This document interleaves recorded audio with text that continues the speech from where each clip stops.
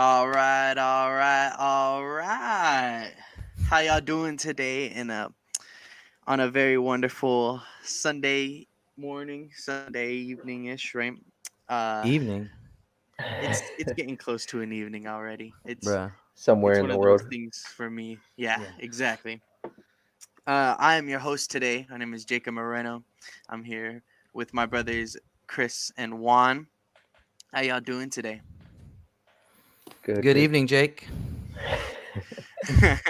No, doing all right. Doing good. No, yeah, it's been a bit of a wacky morning for me, so I'm a little off beat right now, right? But we'll get it connected. We'll get it collected. And we're gonna have a fun couple hours of talking about Spurs basketball, right? Uh, we do this every Sunday. This is the HHC podcast that we do every Sunday at 10 a.m. You can catch us on Twitter, you can catch us on YouTube, and you can catch us on Twitch. We also do be sending links to Facebook that you can connect to YouTube, right? Yes, sir. And so, we talk about Spurs basketball every Sunday. We'll be giving you recaps. We'll be talking about regular Spurs things, and then um, we'll be talking about the games for the next week, right? Hmm. With that being said, I'm gonna go ahead and go into a little bit of a recap on what the week was, and then we can kind of get into an actual discussion on how we feel about the week. Right. To start off the week, we played against the Magic, and it was a nice 123 to 97 win. We had 7 players in double figures. Leading that scoring was Devin Vassell.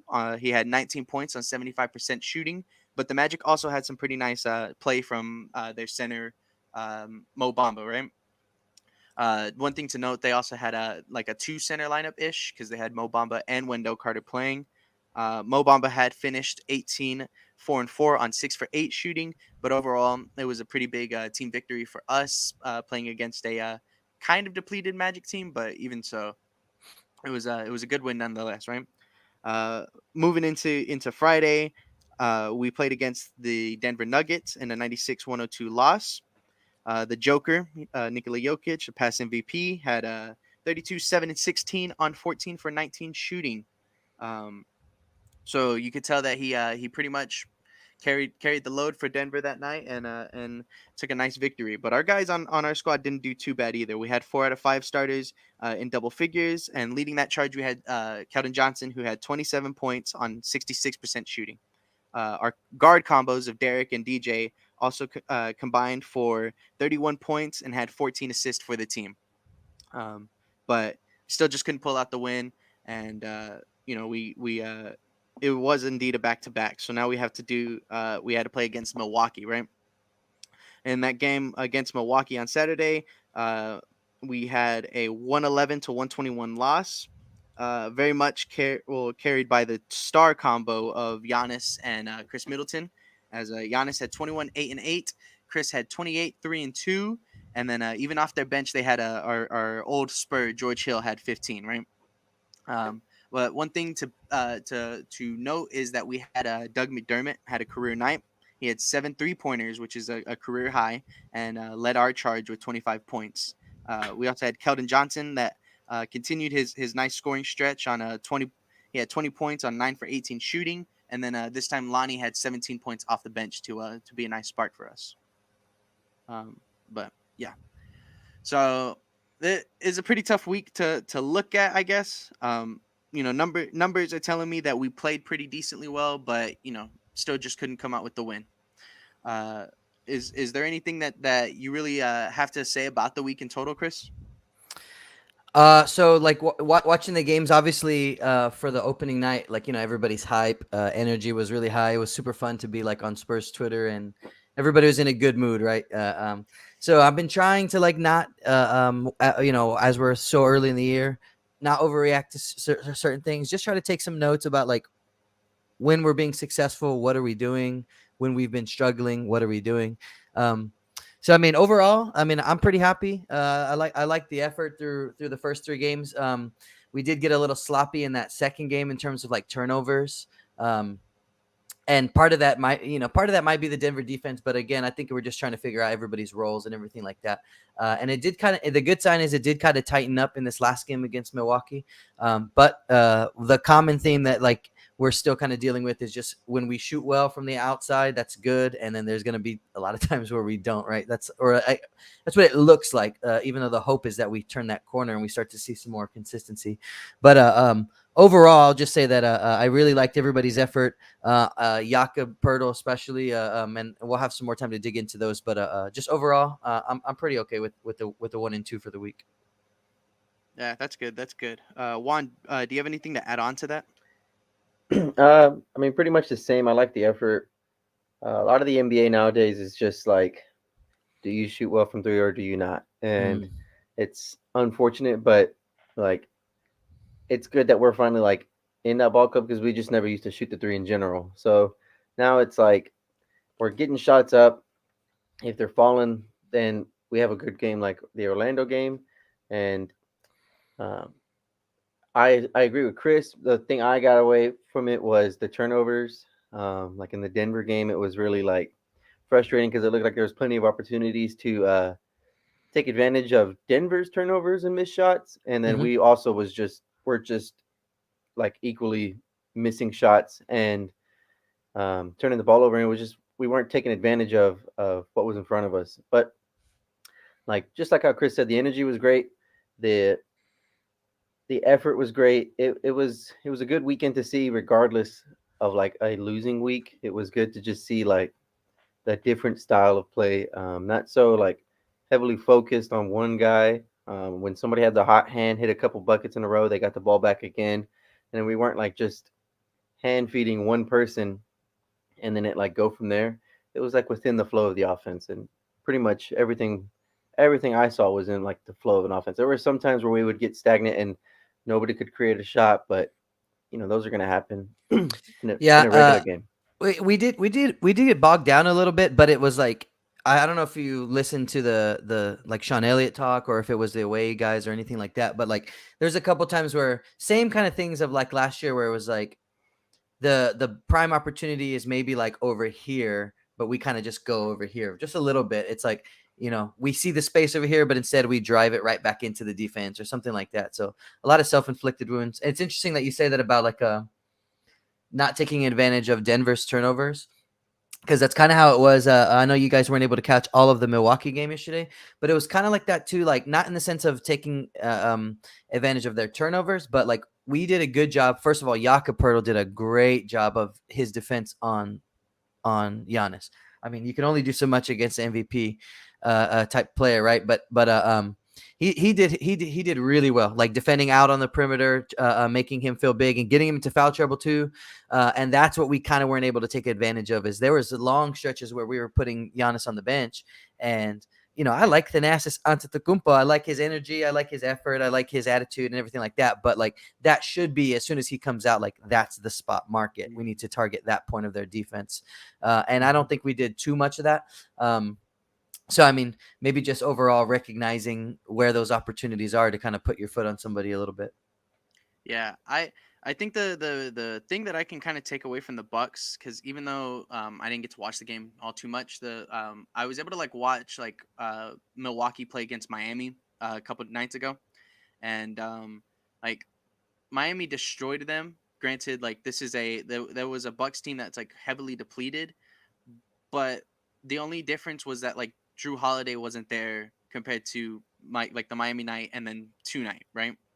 So the Bucks didn't necessarily have the same strength of depth that they usually have, and that was like the only thing for me of like, in a sense, even though I didn't get to watch the game completely, they're playing a lot of their 12, 13 guys on their squad, and they were able to get this win out on us, compared to how it would have been if they had Dante DiVincenzo back in the lineup, or trying to remember who else was a key injury for them. I don't think Bobby Portis played at all, right? So, No, he's been out. He's been out since the opener. yeah. So I mean, that's just like some key depth players for the Bucks that like they didn't have, and they were still able to pull out a win against us. I think like the one thing that I feel like we would try to pride ourselves on is the depth of our team, And so, like you were saying, Chris, not taking advantage of that whenever Giannis is on the bench and we can't push momentum because of the guys that we have on our court being talented enough compared to Yeah. the end guys on the And Bucks. then in terms of being able to score enough, or I guess let me frame it a different way. After 3 games and starting to see when are we successful, it was super fortunate that one game. I think it was probably the Orlando game, but where we had Lonnie and Devin both kind of produce numbers from the bench. Mm-hmm. And this game, Devin Vassell just didn't really give us anything on the offensive end. Yeah. And so that I think that was where we hurt, because like we said, like it's that second unit that could really provide that punch and either close a gap or maybe even take a lead, if starters can keep it close or whatever. So I think that was what was missing the biggest is I think, and I was looking at the shot chart too yesterday. Somebody shared, I think it was Jeff G from Channel 4 or something like that here in San Antonio. He was sharing the shot chart for the fourth quarter, and it was we were 0-6. I think in total we were 0-8 in the fourth quarter from the 3-point line, but we were 0-6 from the top of the 3 and 0-1 from the 2 corners. And that kind of surprised me a little bit. Normally they say that that's the hardest 3 to take, is that one, right? It's the longest 3 to take, I should say, right? Versus the short corner. So I was just surprised at why it was so much of a disparity from the top versus the sides. But either way, man, we didn't get a lot of help from the outside. Yeah. Well, I mean, I guess we didn't get a lot of help from the outside from the bench, right? Or I guess because Bryn didn't shoot well. Yeah. Bryn didn't shoot well, and then Devin didn't shoot well. Lonnie had a really good, showing. Most of his points came from taking it to the rim, and he had a lot of good finishers. He was I think it was DiVincenzo or not DiVincenzo, sorry, Connaughton. Mhm. That he was kind of most taking advantage of, driving him real hard towards the baseline. So if he pushed it on the left side, he would drive it really hard on the left and then switch it over to his right and kind of kiss it off the glass. And he would kind of do that on both sides. But I can't really remember. Just I'd have to look it up. But how he shot from the perimeter. But I would say most of Lonnie's came from the paint.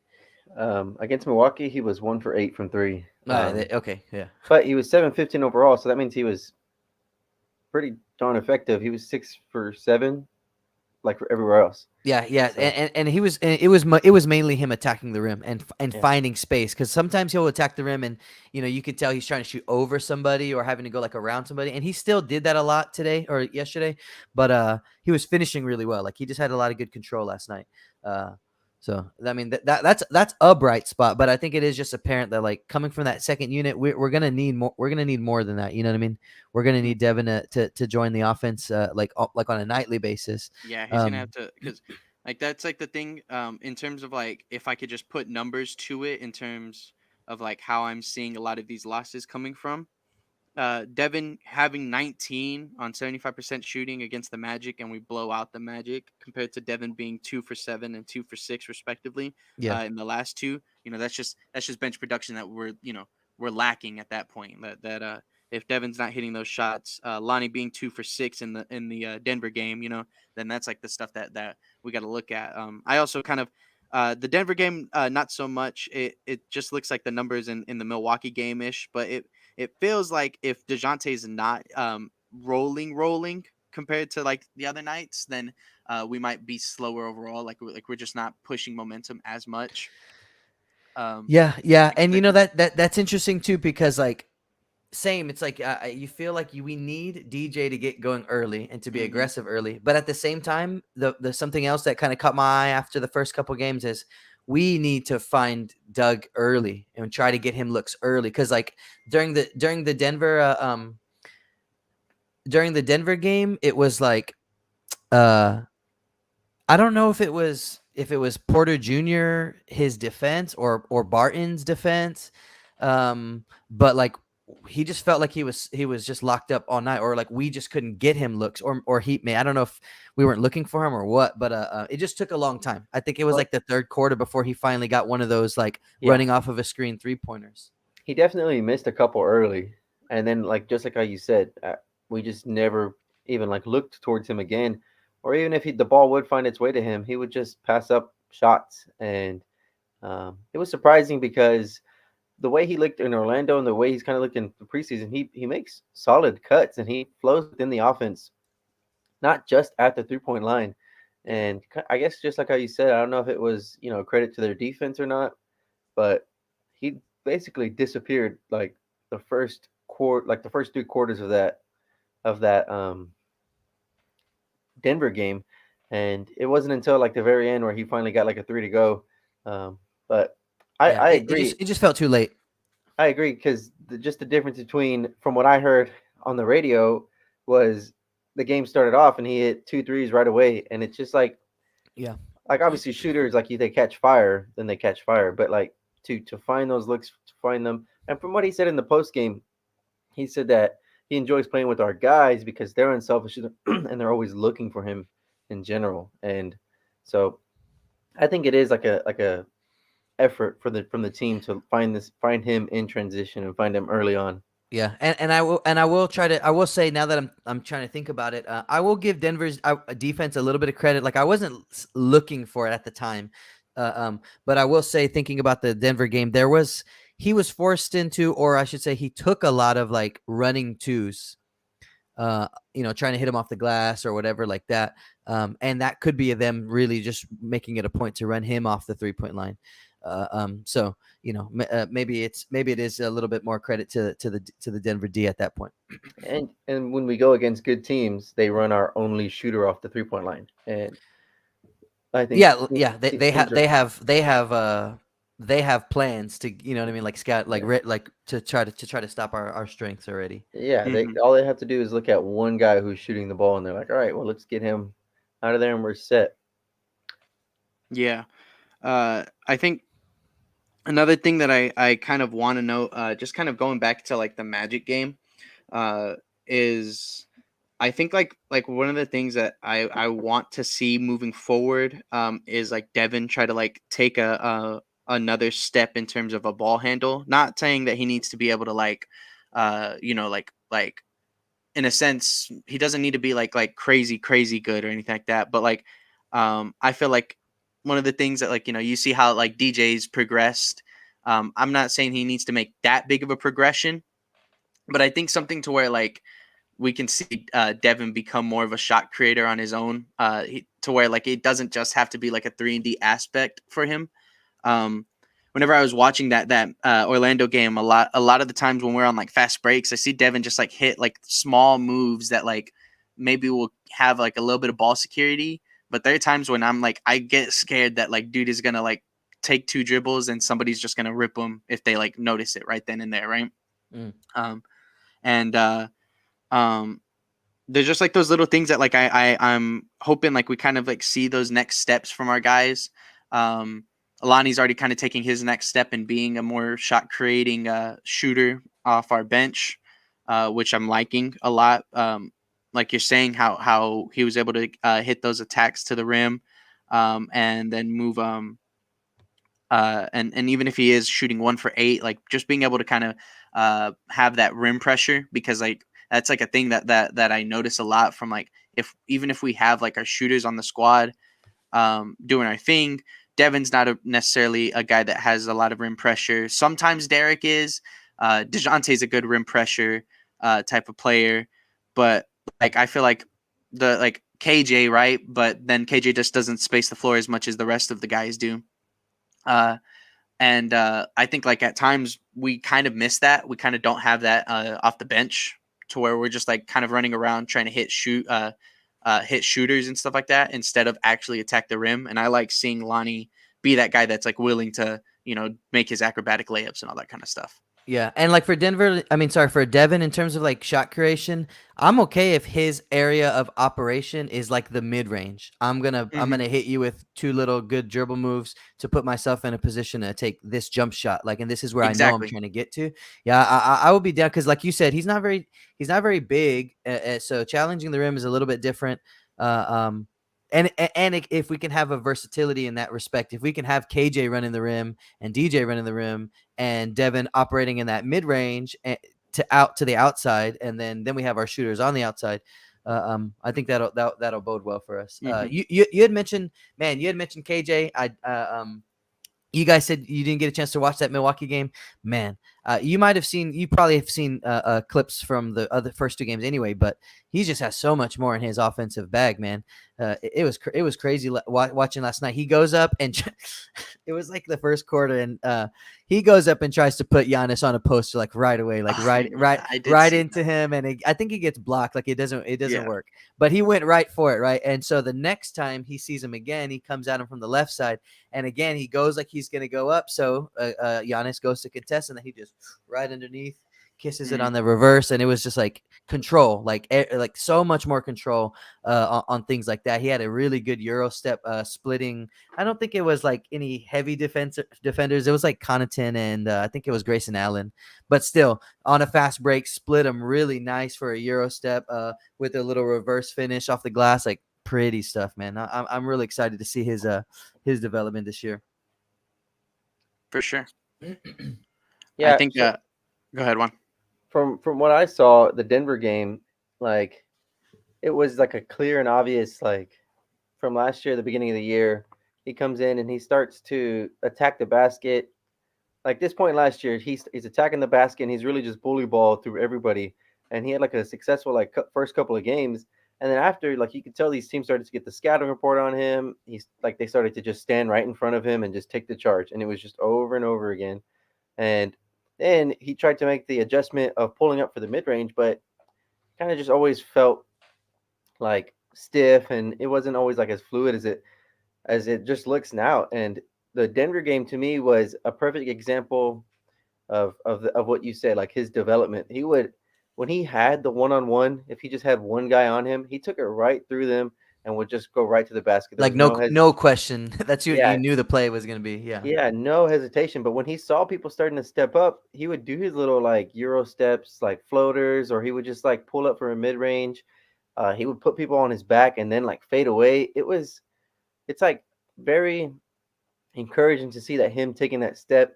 And I wonder like how much that is just him, or if you can really like just to say like that time with Team USA and like really just watching like firsthand like guys like Kevin Durant and stuff like that and seeing what they do. And I'm sure. Seeing Jason Tatum and Chris Middleton. Yeah, all that shot creation. I'm sure that's had a huge effect. Obviously, you know what I mean. Yeah, for sure. I mean, and another like extended season with Pop too, seeing how Pop manages those big names and those big stars.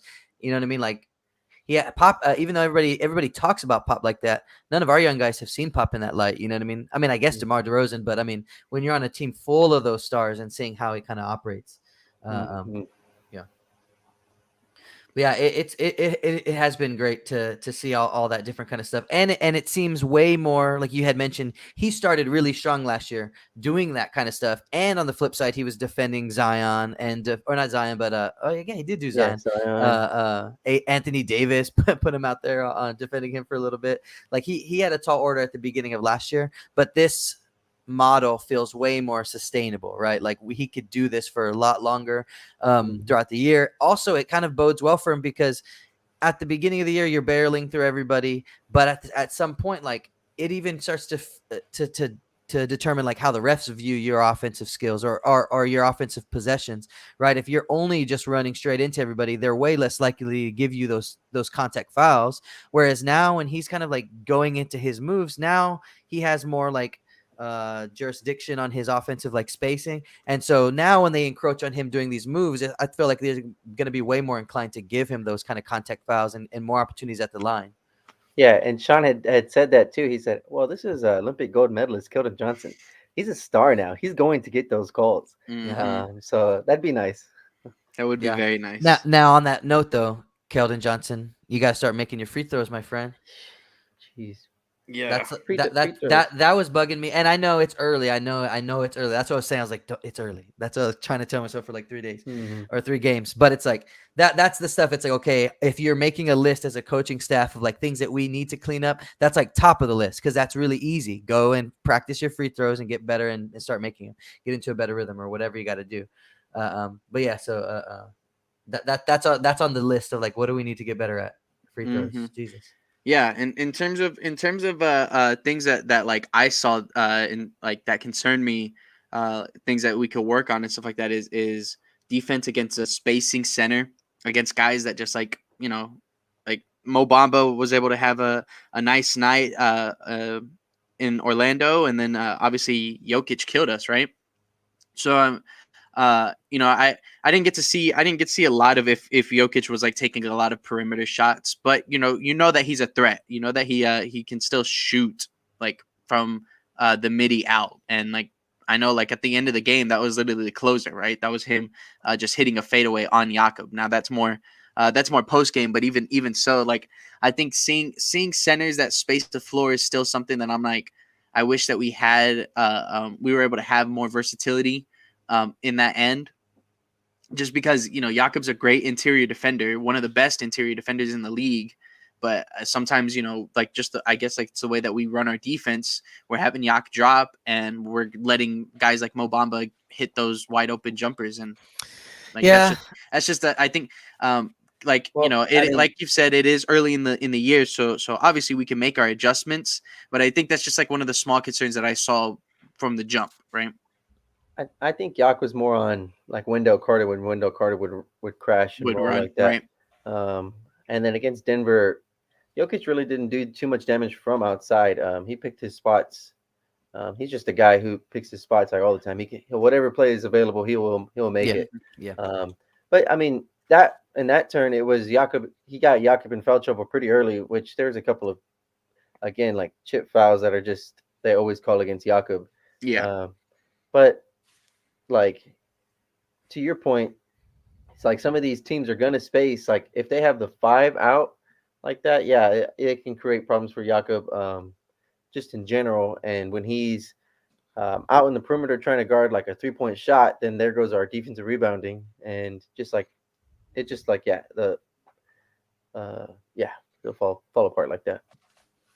Yeah, for sure. I think like I've enjoyed like our rebounding and our more. I think we're staying home a little bit more in terms of like last year was like as soon as the shot's up, everybody get back. It's like everybody get back and just try to prevent the transition or whatever. So we gave up a lot of we conceded a lot of rebounds that way.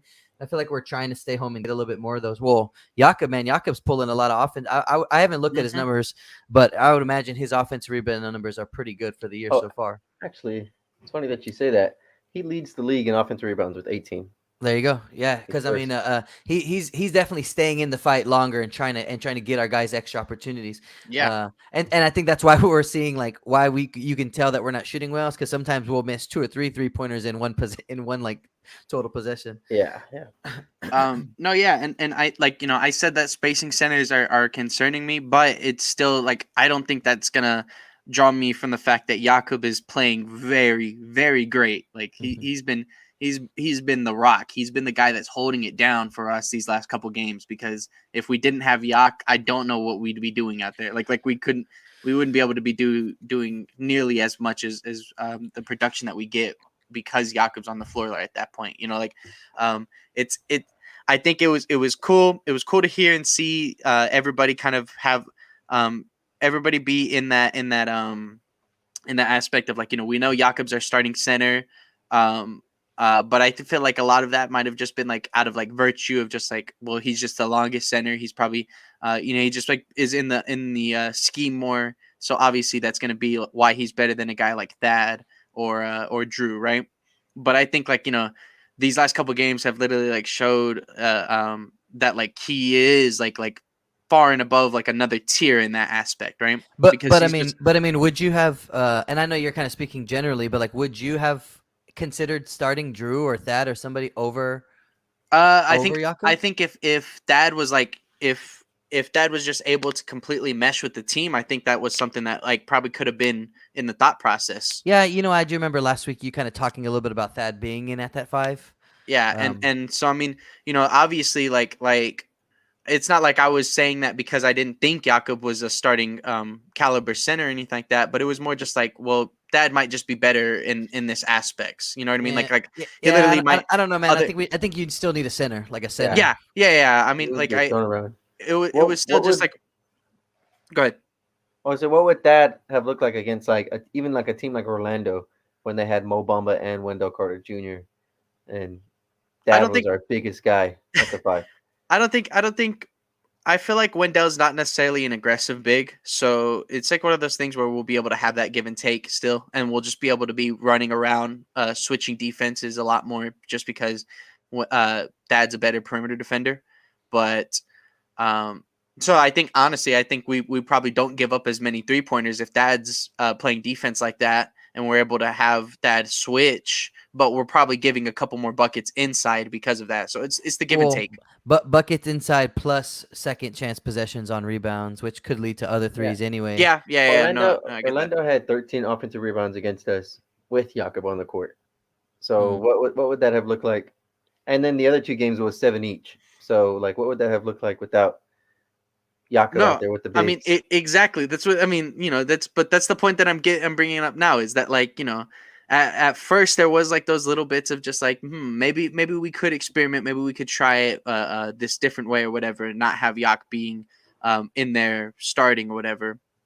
But now I think it's just like completely clear that it's like this guy is that he is the starting 5 for us for the rest of this year unless major changes happen, right? Mm-hmm. I think we have a million guys who on say like championship level teams, they would fit their role perfectly. Just look at Patty in Brooklyn, like stuff like that. If Jakob was the 5 for literally any of the top 5 contending teams, they would talk about him all the time for his interior defense and the way he protects the rim. Imagine if you plugged in Jakob Poeltl for like DeAndre Ayton on a finals run for Phoenix. You know what I mean? Like, especially for those guys who don't need. I mean, because he has like a Devin Booker and a Chris Paul, they can create their own shots, and then Chris Paul could set Jakob up. Like he doesn't need the ball in his hands to be effective. Like he can rim roll and that type of stuff. And I think Jakob is perfect. It's just that the team around him needs to kind of be a little bit more, like a little bit more. Like he's not the guy, obviously. yeah, But it definitely like how exactly what you just said. Like for us to be a maximized team, like we all need to be playing well. So like there were a couple times where he's doing good things, but because of it's not working. Not every cog in the machine is working how it needs to be. It still didn't go exactly where we needed it to. So like he was being super aggressive yesterday. Like if ever he had, even if he had Giannis on him, if he got Giannis on him, he would put him on his back and call for the ball. Like multiple times he did that. He wouldn't get the ball every time, but he would do it. And matter of fact, it was funny. One time he put him on his back and called for the ball right away. And then I think there was like an off-ball foul or something like that stopped the play. So as soon as the ref stopped it, Giannis looks at his brother Thanasis and like says, "Here, you get it, you get him." And so as soon as Thanasis was on him, he did the exact same thing. He put him on his back, called for the ball, got the ball, and I can't remember if I don't think he got a foul, but he just got a layup. But I mean, so he was being aggressive in that regard. But like a couple times that it didn't work was last week. One, you were talking about how our 5s like contest everything. Mm-hmm. Right, and how it kind of like leads to a compromised position. So it was almost something like that, but from the other point of view, it was him catching the ball and running hard at the rim, like for a layup. And if he didn't get the layup, they are often running quick. And I think 2 times in a row, like in the second half, he goes for a layup, doesn't get the points, and they result in a 3. Like not that far after, like they were fast to push it the other way, find the open man and get a shot up. So like that's the kind of stuff that it's like, okay, I like the fact that he's aggressive and that he was calling for the ball at times, but it's like, we got to pick our spots of when to run our offense through Jakob because he is our anchor. You know what I mean? Mm-hmm. Or it's like, Jakob, you got to know, like, if you're going to go for that layup, you got to run fast to get back. Like, you know what I mean? Like and there was a couple times where he was kind of looking at the ref like, dang, I didn't get contact. It's like, if you didn't get it, you mean too much to us on the other end. You just got to run back. You know what I'm saying? Mm-hmm. Yeah, I mean, I tweeted it out that I don't remember. I think it was the Denver game, maybe. I tweeted it out because I was just kind of giving a glance look at the game at that point, and I just remember seeing Jakob have the ball at the top of the 3-point line, and you're about to see his little like either his ball screen with Doug, or you're about to just see like the handoff, right? And then immediately, like as somebody's like kind of coming by, you just see Yak put the ball on the ground, right back. and you just see Yak put the ball on the ground and go for that layup, right? And so it was pretty cool to just see that like it was just a thing of his game that like, oh my goodness, like I've never thought that I'd see Yak do that, and he did. And I'm trying to remember who else does that kind of stuff. I know like Bam is a player that that I see do that a lot with the Miami offense. And because you're always watching those Miami games, huh? That's your team. they're entertaining players, man. I like Tyler Hero, I like Jimmy Butler, and I like Bam. And now they added Kyle Lowry, and I like him too. Are you So talking it's about the Heat again already? Yes. Twice in one episode? yeah, exactly. I just made the comparison that Bam is another player that will do those little ball handoff, the ball screens, but he'll put the ball on the ground and go for a drive sometimes. Jakob certainly has just from the moment we got him to where he is now, he has certainly evolved in his like decision making. It's like you're not scared of him putting the ball on the ground and attacking the basket. Like sometimes he would do that and it would just like bounce straight off the backboard and fly, towards half court, and like now he attacks and you're comfortable with him, like, because he recognizes, he's like, okay, teams are always going to play our guard because we're out at the 3-point line, and they like sag off of him or like they cheat one way or the other, and he just attacks the basket. And Yeah, I like when he does that, but to Chris's point, when he smokes the layup and then they're out and running, and he's behind literally the rest of the 9 players on the court. Yeah, so it's just a balance. I mean, we're gonna have to find when are the good times to feed him the ball, and then he's gonna have to make sure that his finishing rate is high, and that's kind of like it's like that for everybody. I mean, when Lonnie goes to the rim a whole bunch, it's great, but he misses a lot. So, or like that's been the years prior, right? Him missing at the rim. Derek White last year misses a whole bunch of layups last year at the rim. So like I'm looking just for overall, like for us to just finish better at the rim in general. I was trying to see, I think about these themes and everything like that, but I don't ever actually like go and look at the numbers. I was interested to see if Derek White so far has been finishing better at the rim. There's been a few plays in the first couple of games where he'll miss a layup, but man, he's been making really good plays too. I know we talked about last week, like who's our closer, and there's been many times in the second half where Derek White is making really smart plays, just like we need him to. Yes. I think that's like the biggest takeaway that I can have from Derek right now is that even though like shots aren't falling or there's just like things where it's just like we're getting glimpses of Derek, like of the Derek that we really love to see, but we're still kind of he's still readjusting himself and trying to get himself back into like that type of form. But he's still the same smart player that we've seen these last couple years. He's still that guy that makes like all those great passes that like just look beautiful, man. He like there's the one pass in Orlando, I think, or maybe it might be Denver. I'm kind of mixing my games up right now, but he drives, they close in on him, and it looks like he's about to pass. Maybe this was Milwaukee. I don't know. He looks like he's about to pass the ball to the corner, and they like press in on the corner, and as soon as he like is about to release it, you just see the hands go right to the three-pointer. Is he in the air when he made the pass? Yes. Yeah, I remember that one. It was smooth. And it just like it was such a nice play to see because it's just one of those things where I'm like, yes, like this is the Derek that I don't think we'll ever lose. This is the Derek that we'll have forever. And that Denver game, we were making a comeback, right? Like they had ballooned the lead up a little bit, and it was very easy to tell, like when Jokic was on the bench, like Derek White was the smartest player out on the floor, and he drove the comeback, like with just making good decisions. Like that's all it was just making good decisions all the way through. And then Jokic comes in and kind of closes the game, right? And we saw that a lot last year. I think back more specifically to like us playing the Mavericks. I think we played him close. Out of the 3 times we played him, at least like 2 of those games, and then it was like, okay, Luka comes in, makes the shots he needs to make, and we just could not match at that point. And that's kind of what it felt like. Jokic came in, closed the game. Giannis came in, closed the game.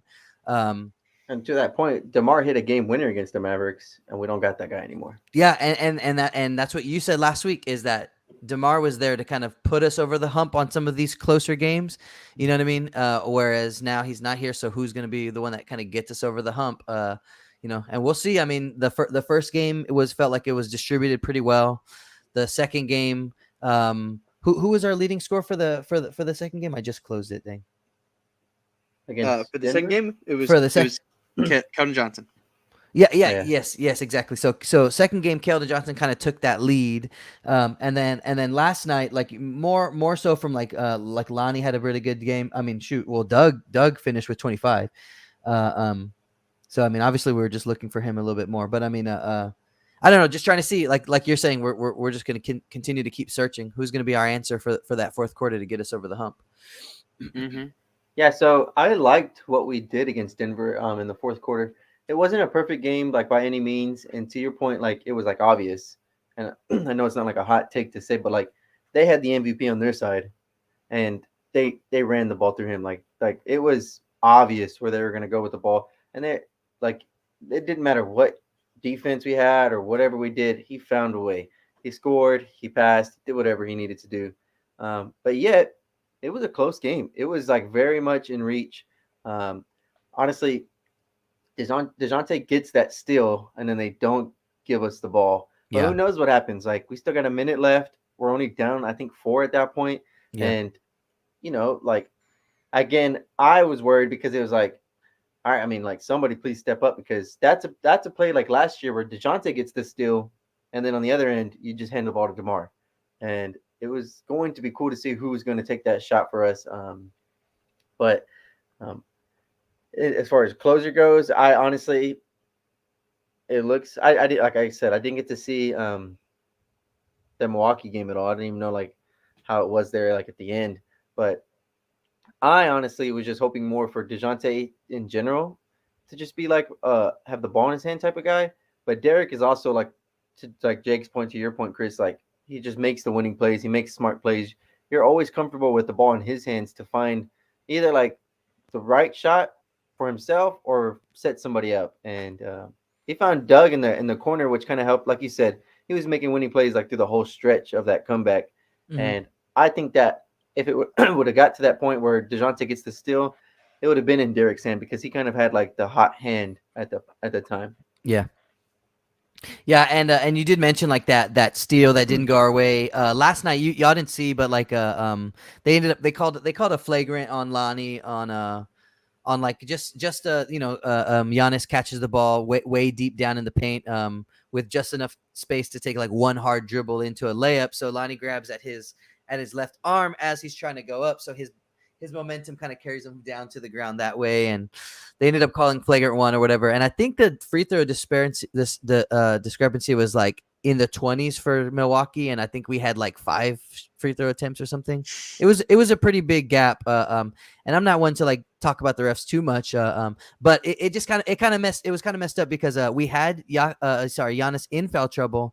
And like not that long after they gave Lonnie the flagrant, Giannis gets away with literally smacking Derek White across the face. Like he goes in for a layup and finishes through contact, but and he comes up holding his head. Oh, he's like laying down holding his head. And then when they show the replay, yeah, it was like straight arm across the whole jaw. I was like, bro, come on. Was that so the like highlight the like the blocks on the one end and then to Derek? Because I no, saw that where he gets him across like the throat area where like yeah, that's for the foul. then maybe. Yeah. But yeah, it was. There's been, like you said, the steal on that end. Some of those things. I guess what I'm trying to say is we're in the fight. You know what I mean? Yeah. And there's little moments throughout each of the games where it's so far it's kind of swayed. At least in these games against the upper echelon teams, it swayed in their favor. You compound that with the fact that we have gone into shooting droughts again. You compound that with the fact that we're still trying to figure out who our offense is going to go through in those key moments. And we're 1-2. So I mean, it's not the end of the world. There's a lot of things that we can kind of get through. I don't know. Do you guys have anything else you want to like add for these three games? I think we've hit for the most part all the major things to go into it. Is there one thing, Juan? Yeah, I will say to your point, we only had 6 free throws against Milwaukee while they had 22. Yeah. I was going to bring it up. I wanted to see our guys attack the basket more and get free throws. DeJounte has taken 1 free throw this year. and like players like we need to just attack and get like like I feel like sometimes DeJounte's rim pressure though, a lot of it is a lot of him trying to get away from contact though. Like Yeah, last night he drove into Giannis twice that I remember and got blocked both times. And it was one of those things of like we need to find better moments to attack. Because like there was like the one layup at the end of the Denver game too. Like instead of just trying to push through Michael Porter Jr. And like just go for the contact stuff like that, he like tried to make his layup go around Porter's hand, and then like they still drew contact, so it felt like it was a foul. But you look at the end of the shot, and DeJounte just threw it way up instead of like through, and it just like. That exact play I was talking to Dad about it, and I was telling him, I was like, what did Tony used to do in these moments? Tony would like instead of like fading away from the basket every time, he would like dive and duck under people, and players are like waiting for like a DeJounte like throw like way up or like a little floater type shot, and he's so like long and athletic enough that he could just do the little sneak in under and just lay it right off the glass. And or at least like if he does that, like he's at such an awkward angle for the defense that they'll run right into him, or they'll have to. And it's contact. It's the foul right there. Yeah, but just contact in general and attacking the basket.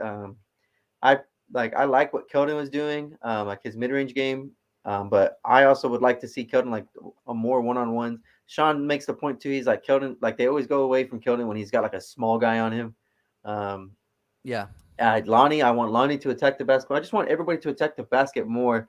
I kind of want to do like more of like the like the analytic game, like three and layups. Like that's it. Just like if the mid range is there through the offense, through like a set or through like breaking somebody off, then take it. But don't go seeking out like a mid range over like putting pressure on the defense and getting them in foul trouble. Or create not like you attack the basket, you draw a defender in naturally, then you'll have a kick, like a driving kick. And it's too simple. I'm not too much like an analytic like geek or anything like that, but like I think it'll benefit our guys because we don't have the best shooters, and if we're attacking the basket, the paint's going to be crowded anyways because of our spacing. So I just feel like maybe we could start to draw more contact and get more free throws. Yeah, I mean, and to your point though, I mean, we were competitive in these two losses, and we shot poorly from outside in both of the games. So like our inside scoring and our defense are keeping us in the games right now. You know what I mean? Which is great. Well, that's a great sign because those are the things that high percentage shots down close to the rim and defensive effort is something that you hope we could be able to sustain all year. So we're hoping that the outside scoring just kind of starts to pick itself up and that makes us more dangerous, more versatile, more everything. You know what I mean? Yeah. So, Juan talked about spacing. I think we can kind of start to move on a little bit into just like our next little topics, right? Juan talked about spacing. We've talked about rim pressure, and I think a lot of this has to do with like, the lineups that we have. Last week we did talk about our lineups coming into the year. I think we've been able, we've seen 3 games where we, got to see rotations, got to see who's getting the main minutes and all that kind of stuff. And I think it would be kind of nice for us to kind of hit more revised lineups. Because like obviously we have our starting lineup, but like, do you think like from what you've seen, like, is there any stuff that you would change from the lineup that you wanted beforehand? Like, or would you still want that lineup to get put into the thing? I honestly, I'll go ahead and start this off just because I kind of do want to like, I'll say this, right? Like last week I had my lineup of, what was it? It was DeJounte, Derek, Devin, Keldon, Yak. And now I'm more on board with saying that my starting lineup would be the starting lineup that we're running with. Because I think, as much as I love Devin, as much as I really want to see him prosper and stuff like that, I do think right now his role is probably more suited for the bench because he needs to expand his game more before I can say like, hey, he can take Doug's spot. You know what I mean? Like just the showing that we've seen from Doug gave me enough to say, all right, I think Devin still has improvements that he can work on. In terms of spacing, he needs to become more consistent. I know Doug didn't have a a solid night in Denver, but I feel like that had to be more due to defense than it did have to be with Doug shooting, right? Whereas I think sorry, I keep saying Lonnie. I think Devin's shots more or less have been open shots that he just hasn't been able to knock down yet, which is a consistency factor, right? Yeah. And so then like I just think that's like the one thing that I'm like over this 82 game season. My biggest thing will be to see Devin's growth as a consistent shooter, as well as just expanding his game in general, right? But like for now, I'm way on board with seeing Doug be my starting forward instead of seeing Devin do his thing, because he can still come off the bench and still provide us a spark. But when he's not, if he's not starting, then I'm more okay with it, Yeah, and it's way more apparent, it's way apparent right now. Like Doug looks like an NBA veteran. You know what I mean? Mhm. Like it's super apparent. He knows what his skill set is. You can just tell he's a veteran of the game, and so he's earned his spot in my eyes in that regard. Devin will get there. In terms of like revise, I think most of the guys that we want to play are playing.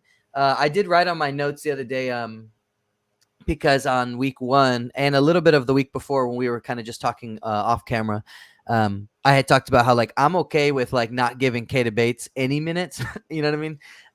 Because I want to see Drew, I want to see Jock, I want to see our size continue, and I also think that once Collins comes back, that's another guy that I would rather see in there more. But I will say that like he went out there and made a lot of good like savvy plays. And kind of settled us down a little bit by making simple, smart plays. And again, I think that when you have a team that's full of energy and full of youth and full of, sometimes it breeds like indecision.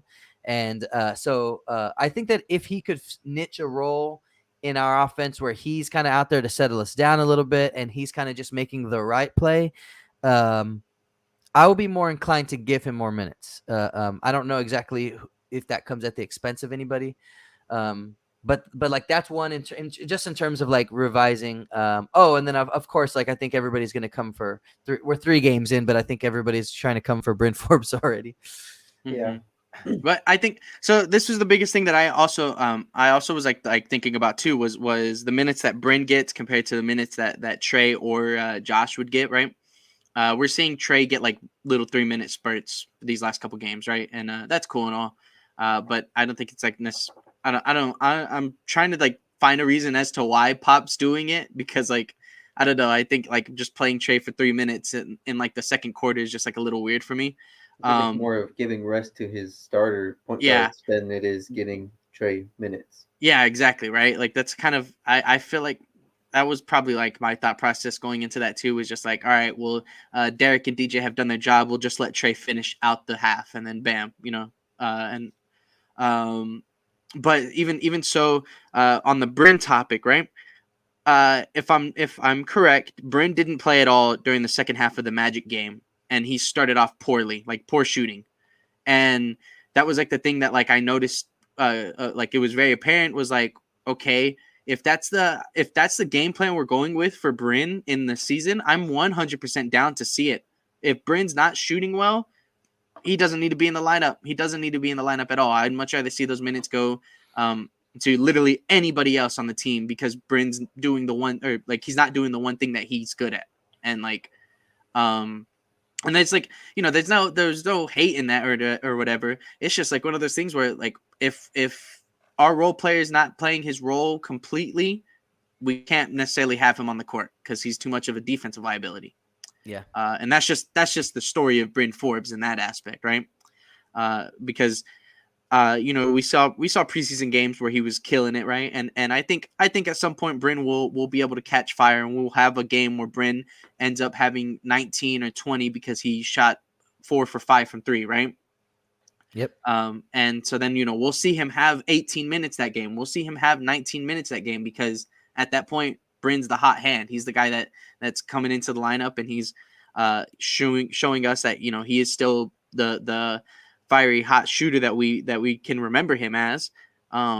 But at the moment, if he's shooting 0 for 4 to start off a game, then I don't think that's a game that will really need Bryn having more minutes in. You know what I mean? Yeah. So he had 6 minutes, like you said, against Orlando, and then they pulled him, and then against Denver he only had 10. And I think he still went zero. He had 0 points, and then last night he had 14. So his minutes have gotten progressively bigger, right? And he only scored 3 points yesterday.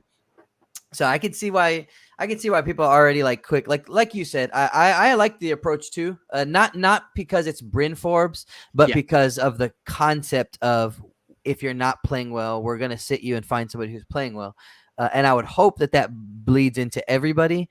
Obviously, you're gonna give your guys leashes to make mistakes and to do those kind of things. But it's like, hey, we're trying to get a win tonight, and this guy's shooting well. I'm gonna play him right now because you're not. We need a bucket. Like I'm okay with that. I'm okay with that. The Orlando game for me. It was obvious. It was still a Mhm. close game after the half and into the third quarter, and Bryn never saw minutes because a lineup came in and finished the third out right, and then that blew the game open. And like, to Chris's point, and to your point, Jake, it's like I'd much rather take that approach of, this guy is hot right now. We're not going to just completely erase him from the lineup because we're trying to fit you in here. Yeah, I like that philosophy. Not in the point of view of like nobody's job is safe. You need to be on your toes. Like, not from a threatening point of view. If I'm Pop or if I'm the coaching staff, but just from a philosophy standpoint of, we need to play well. We have a lot of guys who are trying to prove themselves, so we're gonna give everybody the opportunity. Whoever wants to step up, we're welcome to it. Like that. I'm down. I'm down with that approach for sure. Mm-hmm. Exactly. I mean, like, it's a thing that, like, with this team, I said it last week. I'll reiterate again. With this team, I feel like we have, even if your lower echelon of players are still, like, you can kind of tell that, like, they're not as talented as your higher echelon. I still think almost all of these guys are in the exact same tier of talent. And so then at that point, I feel like you can't go wrong with just playing hot hands. You can't go wrong with just saying, this is how we're going to run our lineups because these guys are playing better than you are. You know what I Yeah. mean? Like, in that aspect of the game. Yeah, and I Because hope they stay that stingy too. Like, there was a couple times at least in the first game, the Orlando game, where we were up by like more than 20 points, and then I think the Magic cut it down to maybe like 22 or something like that, from like 26 to 22 or 26 to 20 or something like that. And boom, Pop calls the timeout. And I was like, okay, that's the stuff that like I remember seeing and I want to see more of like, Mhm. you have to preach the concepts. And then when the concepts don't come, you stop them for a second and say, hey, like, remember what we talked about? That's not happening right now. You know what I mean? Like I like that. Or I think there was one timeout where he calls the timeout and just like yells at Drew Eubanks for like the whole time for Mhm. doing something that he didn't mean to do. You know what I mean? Or he didn't want him to do. And I even think I heard him say something very similarly afterwards. He was saying like, there are things that are the big things, and we have to make sure that they're doing the big things. You know what I mean? And hold them to that standard. So I want to see that all the way through this whole year. Exactly. Because I feel like that's going to be the best way that we grow this team. It's going to be the best way that like, if we can get this entire team to fit that culture, to have everybody, in that sense, buy in into like how we're going to be growing everybody, then that's good because it helps players like Josh, and other players that, like, want to come into the Spurs organization and not be as afraid to join this like hard pressured, like, we don't, we want to win, this is how we're going to win type of environment, right? Yeah, and Because not feel any kind of way about it if it's like, hey, like, you're getting less minutes tonight. You know what I mean? Like, yeah, I don't want to see a Trey Lyles. Not that it was openly like bitter about it, but it just had a feeling of like he wasn't super happy with his role. You know what I mean? And exactly. it's like you want to see everybody in there knowing what the deal is off at the very top.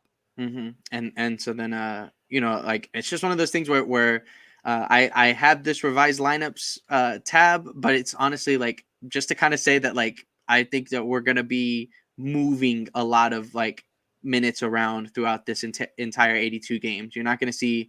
Maybe you'll see consistent 24 to 28 minutes from DeJounte. Maybe you'll see consistent 22 to 26 minutes from Derek, right? But Well, they're playing over 30. but like They already have. I'm saying, like, in the sense of, we know that that's the amount of minutes that they're going to be set at, but obviously they'll probably go, if they need to play more, they need to play more. If they can play less, they can play less, right? So you'll see them average that amount of minutes per game, but like, I think it'll be one of those things where maybe one night we are seeing 14 minutes from Devin, and Devin like shoots really well, so then we see 24 minutes from Devin the next game, but then maybe he doesn't shoot as well that next game, and so then we drop him back down to his 14, right?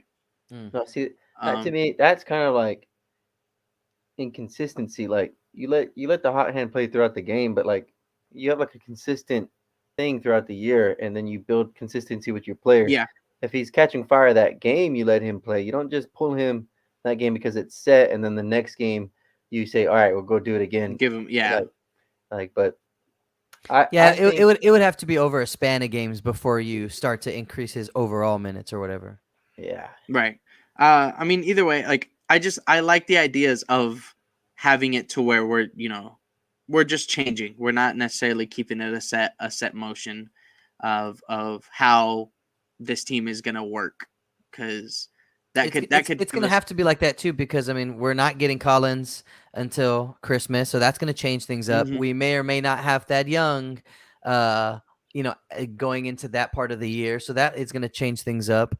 You know what I mean? So like, it's gonna be in flux regardless. So like, if we can try to keep an open mind about it, I think it's gonna benefit us. Yeah, for sure. With that being said, though, I'd like to give my lineup. Go ahead. Get your lineup, Juan. So just like how you guys said, I think our starting lineup is fine. I had said I wanted Devin to be in the lineup as well, and Keldon on the bench. I think Keldon has proved that he can find ways to score without being like bully ball or like one dimensional on offense. And I think his defense has been fine. I don't think it's like anything crazy. I don't think our starting lineup's defense outside of DeJounte, Derek, and Jakob is ever really going to be like special. And that's why we start DeJounte and Derek, because too many teams are too talented around the league. Like they're 1 and 2s. And so I think it's fine like that the way we have it now. I still would prefer more spacing, because from just the 3-game sample, DeJounte is a non-shooter and Keldon's a non-shooter and Jakob's a non-shooter and Derek is streaky. So it's like, it's not enough spacing for my liking. But it's not like Devin has proved that he can be a 40% shooter himself. So it's not like you have to force him into the lineup that way. But off the bench, before the season, I said just give Primo Bryn's minutes. Like that was my thing. I said Primo, Lonnie, and then I had said like Keldon, like our 2. But I think Bryn's making it too easy for fans to say like, well, just play Primo. Like just play Primo over this guy, because Bryn's like not producing anything on the court when he's outside of his shooting. But like he's just a shooter, and this is just so happens to be he's starting the season off cold. Now you don't ever want to see him miss every single shot, but like he's a shooter and it's streaky, and that's how it goes. Like you said, there's going to be like a stretch where he shoots and he's making 3 threes a night for like over 5 games. But I just, in my opinion, and just personally, I think Primo would just benefit from just seeing the NBA in the court like this early, and not too much. He doesn't have to be playing, a ton of minutes where he's getting exposed and losing confidence. But like those spot minutes that Bryn is playing, I think you can put him out there where he can start to get a feel for the game. And I think that's just definitely more of like a long-term outlook on it, because I would also say like, we'll just give those minutes that Trey is getting to Primo too. Like, just don't let Primo just sit on the bench for these couple of minutes that, he could be getting valuable experience. But other than that, our lineups that I've seen so far, they're fine. our shooting in general, it's only a 3-game sample, but like I don't know how much better it can be. We're not that great of a shooting team, but like Bryn is supposed to be a big part of that. And if he catches fire, then all of a sudden, instead of shooting 4 for 18 on the night, we're closer to that 40% like for a team if Bryn is catching fire. Yeah, But that's pretty and much all I had. I think we can kind of benefit ourselves the same way we were saying about like looking for opportunities for Doug on the starting unit. I think if we can just try to give him a little bit more, like, I mean, he's not going to create his own 3-point shot. You know what I mean? It's like, maybe if we just run like 1 to 2 set plays for Bryn Forbes every game, you know what I mean? And even if that results in 6 points, okay. I think that's serviceable. He's not making a whole bunch of money. He hasn't played a whole bunch of minutes. Like, I know people want his head already, and it's probably just because Primo's there. They're like, "Yo, bring in Primo. What's the point?" But I mean, like you said, I'm give him a little bit more time. You know what I mean? There. Think about the preseason. I know it's preseason, but there were times in the preseason where he was the only one who had any kind of rhythm. He's the only one who had any kind of confidence in his offensive game. And there were times where his production was the thing that was keeping us around. You know what I mean? In that game. Yes. So it's like we're gonna need him. Or there's gonna be times throughout the year where he'll show his value. I guess I should say. So we need it to happen as often as we can from him. You know what I mean? Mm-hmm. Exactly. I think I'm still more on the idea of Trey Jones getting those minutes, just because I like Trey. I want Trey to get those opportunities too. But I understand exactly what Juan is saying. I'm just more Trey Jones than I am Primo at the moment. For me, I wouldn't put Trey because Lonnie needs the ball in his hands, and Trey's a point guard. He's a true, like, I think he's like a classic point guard, and he needs the ball in his hands. I just think, like, Lonnie took 17 shots in the first game. He only took 6 in the second, and I think it's because he was primarily playing with Derek and DeJounte on the court with him against Denver. And, like, you just see the difference. And then I guess he took 17 shots again last night, and it's like, I think it's much more effective for him to have a shooter like Bryn next to him than a guy like Trey. And then I think Primo, that's why I argue Primo over both Bryn and Trey, because I think Primo could space the floor and be he's that combo guard playmaker off of Lonnie. And it does look like they are at the moment trying to put Primo, because he hasn't had very many minutes, but he's seen the court a little bit. It does look like they're trying to put him in more at that two spot, and let another person kind of be the point guard, and then let him just be young and run around and make plays in that regard.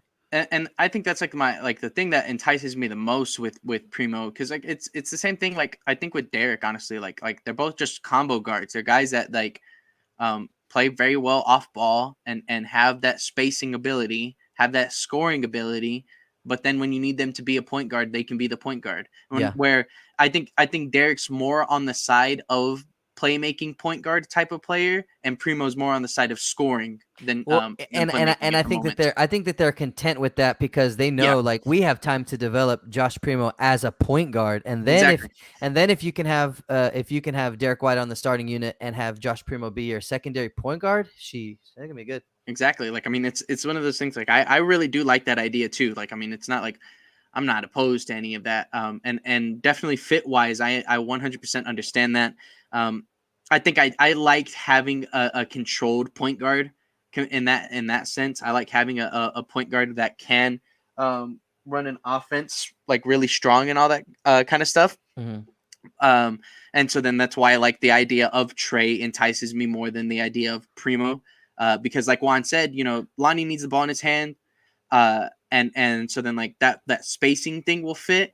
But I don't see Lonnie as a true point guard. I don't see him as somebody who runs an offense like that. And so then sometimes it's just like maybe it can get stagnant for the rest of the guys. And then if Lonnie's not shooting the ball well, then how are we going to get everybody involved? Well, Pop's done a good job of staggering Derek and DeJounte. So there's usually a point guard on the court to begin with. I think you'll see Trey if there's like an injury, and he'll fit right into that backup point. Yeah. And he'll fit like right into it. He'll be perfect. But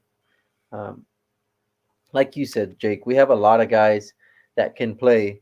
There's just not a lot of minutes, and you can't play everybody. So I think just depending on the lineups, depending on the matchups.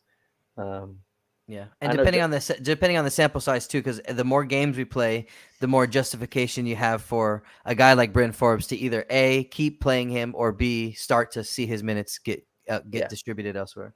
Mm-hmm.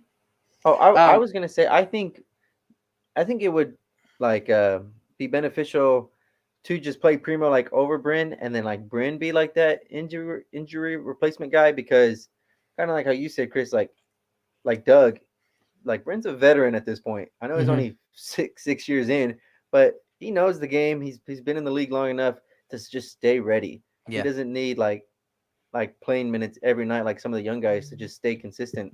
And you can plug in and play him anywhere, but obviously it doesn't look good with him missing shots. I just think like to play some young guys over him, and then if something happens, like you can rely on Bryn to step in and just fit right in because he's a veteran. Um, and I think maybe hopefully we can like find like a place. Hopefully, kind of like how I always said about like putting Keldon on the bench. It's not because Keldon's not good. It's because we've put somebody that's talented like starting. And if somebody pushes Bryn down because like they've shown like just like a Jake wants Trey or like some people want Primo, like if that happens because of talent or because of how they play on the court, then I mean that'll be great. And then Bryn can step in whenever he needs to. Mm-hmm. For sure, for sure. With all that being said, though, like with these lineups, with all this changing stuff, we still have another week of basketball to play, right? And we'll be going into this next week against three pretty solid matchups, honestly. The first game of the week will be on Tuesday, and it'll be against the Lakers. The next game will be Thursday, or I'm sorry, real quick. It'll be Tuesday at home against the Lakers. Then Thursday it'll be at Dallas against the Mavericks, and then Saturday we finish out the week playing against Milwaukee at Milwaukee. And I think it's gonna be a very fun week for us to get into because one team is at the moment very dysfunctional. They're gonna be looking to rebound. The other team, Dallas will they've had a couple hard fought games already this season. And so they're just going to kind of be looking to just contain us in that aspect. We're going to be looking for a fight, right? And then Milwaukee, it'll be another game for like we saw what we did in game one. Let's see what we can do to improve on that and hopefully come out with the win this time, right? Yeah. I think it's going to be very exciting to see us play against LA though at the beginning of this year, seeing how their stuff has been, just because like this is for me the game that I'm like, all right, if we're gonna win any game this week, this is the game that I want us to win. Like this is that game. I don't like LA, don't like LeBron, don't like anything to do with the Lakers. Let's just win this game, and I'll be fine for the week. Yeah. It was interesting seeing that little spat that they had on the bench or whatever. Mm-hmm. I think especially with how that stuff's going, this will be that game that we need to just take advantage of. You know what I mean? If they're not going to be 100% fully ready to go, then we got to take advantage of it and come out running, come out punching it. You know what I mean? Yeah, I mean, obviously you get a little concerned because it's like that was them playing against a finals team in Phoenix, and they have championship goals, whether they're there or not right now is whatever, but they have championship aspirations. The Lakers do, so they might be looking at us as like, this is the perfect rebound game for us. This is the perfect opportunity for us to get back on the right track and execute the things we need to do. And they're equipped to do it, to put us in bad positions. I mean, they still got a lot of size. We still don't have the biggest team, you know what I mean? Even though we have a lot of long guards, they're not big guys. You know what I mean? Keldon's a big guy, or he's getting bigger. And obviously we're going to need Yak to be big. We're going to need Drew and whoever comes in to back up, that center position. We're going to need that to be big all night long. Yeah, I mean, I think if I'm not going to tell you that I've watched Lakers games, but their two bigs right now are Dwight Howard and DeAndre Jordan, right? And Anthony Davis. Yeah, Anthony Davis, but Anthony Davis does not play inside. He will every now and then, right? He gets his touches, and every now and then he will play big, and they'll play him at the center, right? But to me, it's still one of those things where I'm not 100% scared of AD inside, just because he just doesn't have the mentality to play like that. He plays like he wants to shoot fades. It's just like the ability is always there. Oh so yeah, the pressure is always there. 100%. So you know what I mean. It's like that threat is always there. So it puts us in a compromised position more often than not. Whether he takes advantage of it or not is up to him. And luckily for us, like you said, he doesn't nearly as much as he should. Well, not inside, but I think he's had plenty of games against us where he's destroyed us. And yeah, from perimeter shooting, yeah. For sure. Yeah. Well, even so, I think this is a game that we can still pretty much take advantage of the fact that they're just not 100%, like chemistry wise, like they just haven't been able to put it all together just yet. And like it's like one of those things where like even like I can kind of remember like 2017 when we beat the Warriors. Obviously, still kind of two different aspects, but it was like one of those things where it just took a little bit of time for KD to get adjusted to the Warrior system, and it took time for Steph and Clay to get adjusted to the fact that they had. You're saying that we could beat them. We have a shot to beat them because it's early in the year. Yeah, like this is just like that point where it's just like we can take this win against a team like LA because they're vulnerable, right? Yeah, they're figuring it out still. And so even like Russ, like I think we could honestly make Russ kind of a complete non-factor, other than maybe passing, right? Other than some assist he might get. But I think we can make him a non-factor because of our guard play. You know what I mean? Yeah. And then I feel like our bench could still go toe to toe with their bench. I think a guy like Drew Eubanks is gonna tear up a freaking old guy like DeAndre Jordan in the paint. So. I don't think DeAndre Jordan will be able to keep up with the guy like Drew Eubanks. Now that's a matchup where they have a more traditional center in that position, and I want Drew to not be afraid to shoot from the outside and bring him out. I wouldn't mind seeing Jock Landale out there a little bit more just to space the floor and shoot, but also be able to. I don't know if he can put the ball on the floor necessarily, but just be able to move if he does get Jordan to kind of step out on him a little bit to be able to do something with it, because DeAndre Jordan's not the fastest guy, so you should be able to make something happen off of that opportunity. Exactly. So they're still missing Trevor Ariza, Wayne Ellington, Tellen Horton Tucker, and Kendrick Nunn. So that's some depth there that they're still missing. And then like you said, Jake, that team is still learning how to play together. So yeah, maybe we can steal one from these guys early on because it's early in the season. You're talking a lot of pretty confident about this stuff. So better hope that DeAndre Jordan doesn't throw us around and Dwight Howard don't come out here and have like Chris said, bounce back games against us. Dwight Howard has had good games against us in the past 2 or 3 years. Like, you know what I mean? Yeah. And I mean, I can understand like that. Like I think Dwight's, more of a factor for me. I'm not necessarily saying that like they're going to be like complete non-factors. I think the one thing I said was like Russ would be the one person that I think we could make like that would be the one person that we would make a non-factor. But like I think that I'm not super scared of their size against us because of who the players are comparatively. Dwight can be something, but it's still like I said, there's still things where like you're seeing, miss oops and miss plays from them where it's like, well, they're not producing right now. So, you can obviously you want to go into the game prepared against them. You want to make sure that you're not just like completely throwing them away, but like it's a thing where from an outside, just like the viewer point of view, I'm a lot less scared of seeing Dwight Howard, DeAndre Jordan as their front court, 2 fives than I am seeing Mo Bamba, Wendell, I guess. Yeah. I don't know. Yeah, from the last 3 games. I'm just the last 3 thinking games had guys that had, or the last 2 games had guys that had MVP caliber players in their front court, and obviously that's scary. Yeah, but like Anthony Davis and LeBron James. Yeah, and that's what I'm saying. We're talking about like Dwight Howard. We're talking about like the effect that he would have like on a second unit. Him being out there with Rajon Rondo is a good combination.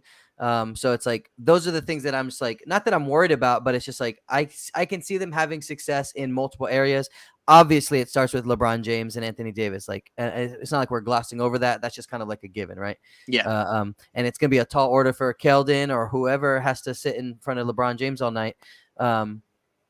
But thinking about where our advantages come, it's like I'm going to need our second unit to be strong because I don't want to see a game where again it feels like we have opportunities that we didn't take advantage of. I don't want to see a game where Rajon Rondo finds a lot of his teammates on that second unit for easy points. Yeah. Where Dwight Howard is the energy guy that we want like Drew Eubanks to be. You know what I mean? Like those are the things that like kind of pique my interest or come up when I think about the upcoming matchup. It's like those are the things that I look for. The talent level of LeBron and all the starters, like that's the given. What else? What else is there to look for? Right. I guess that's the one thing that, like, even though we are kind of glossing over it, I think that could be scary in the matchup of LeBron versus Doug. That could be a thing where they'll most likely put. Well, shoot. Because Keldon would probably be guarding Anthony Davis. Yeah. So I'm like, that's definitely one thing where I didn't think about that until just now, and now I'm like, ooh, that could hurt. That that's my whole point. You're all worried about saying we're going to take advantage of DeAndre Jordan, this and that, and it's like we got to worry about LeBron James and Anthony Davis. Those are the two guys that are the only ones that are playing well for them to start the year off, and like. I just don't think we have the matchups for those two guys. Yeah, no. We don't have a wing that could match up 1-to-1 with LeBron, and we don't have a big that, like, if you throw Jakob on Anthony Davis, then who's guarding the five standing next to him? And it's like I think that's what we need to be worried about. So then what do you think? Like, yeah, what do you think? Do you put Doug on LeBron and help every time? Do you put Keldon floating on both of them? Like. Well, what is their starting lineup been? Do you guys know who's started at the 5? Russell, Dwight Howard. Dwight started. DeAndre Jordan started. Did he start? Yeah, he started against at least one of the games that I watched. Maybe the Golden State Warriors. The opening night one, right? I think DeAndre Jordan started opening night. That size right there is just like maybe we do see more of like Jock and Drew like starting or something like that, because I don't know how Jock can handle it. We haven't seen him go like one-on-one post defense against like a big. So I'm not sure. Starting at the 4. Yeah, or just like heavy minutes, like, because if you put Drew like in the starting lineup. You know what I mean, to match up with one of those bigs, then you can bring Jock off the bench, at the backup 5 or something like that. But like let's say, but if we do that, like, are we sitting? I mean, like, are we moving? Thaddeus Young or Keita Bates just completely out of the lineup? No. I'm thinking like, okay, so like if we're trying to give more minutes to Jock, in you're saying to play at the same time as Jakob? Well, I was thinking more of like Jock and Drew on the starting lineup. And then you can throw Keldon on LeBron, but then we'd have space. And have Jakob Poeltl coming off the bench. No. Jakob at the 5 or at the 4 and 5, and Drew at the 4 and 5, and okay. But so then we got to sit Doug, or we got to sit Doug or it was Keldon. It was indeed DeAndre Jordan, right? So you had Russ, Kent Bazemore, LeBron, AD, DeAndre Jordan. That was your starting 5. Yep. So I mean, size, man. Size is just gonna be the true test for us. Yeah, Juan was just saying that stuff, right, with Drew. I was just gonna throw it out there and be like, well, let's just play Thad. Let's just run Thad, and let him run the 4 and guard AD, right, and then let Keldon guard LeBron. We didn't talk about it much about Thad like at all throughout this episode and like in the lineups, but he's terrible. He looks so off. He looks so like out of place. It reminds me of DeMar Carroll when he was with us. Like, he doesn't really like fit like with the team. And there was plenty of times like against Denver when he actually got like playing time where we would like find him like right there in that mid range, and he would just kind of stand there with the ball. He didn't attack. He wasn't aggressive, and he wasn't making plays for others. And I don't know if he just needs more time, but like he's clearly not on the same timeline with his team. I don't think we really need to be playing that. Chris kind of touched on it a little bit. I agreed with him to like in the preseason. I was like, let's just play that over Keita, or like we don't really need to be playing Keita Bates. But after the Orlando game of Keita Bates and after the Denver game with Thad, I was just so on board of I'd much rather see Keita because of the way he fits with the team, or at least that second unit, than that. Yeah, and maybe maybe it does need a little bit of he just needs a little bit more time to get acclimated, and it is a little bit different. Like a guy like Doug, who's also a brand new guy, also been in the league for a long time guy. His skill set is a little bit more narrowed down, right? He just wants to run off of screens, catch open shots, and let them fly. And then his defensive assignments are, I mean, what just don't get cooked, I guess. You know what I mean? So it might be a little bit easier for a guy like Doug to come in and have a role and find success versus that has to be a little bit more of a keep the ball moving within the flow of the offense. He's still learning where everybody wants to be, and his area of operations is like inside the paint and like all that kind of stuff. So I'm down to give him. I'm down to give him more time. Not necessarily playing time, but just more time to figure things out. Versus like throwing him away or calling his game or his name into question. Mm-hmm. But I do agree that it has looked rough. Yeah. It's been like the pace slows down when he's out there overall, and just it does feel a little clumsy. And he does not fare well defensively. I know it wasn't the best thing to just get thrown in against Jokic.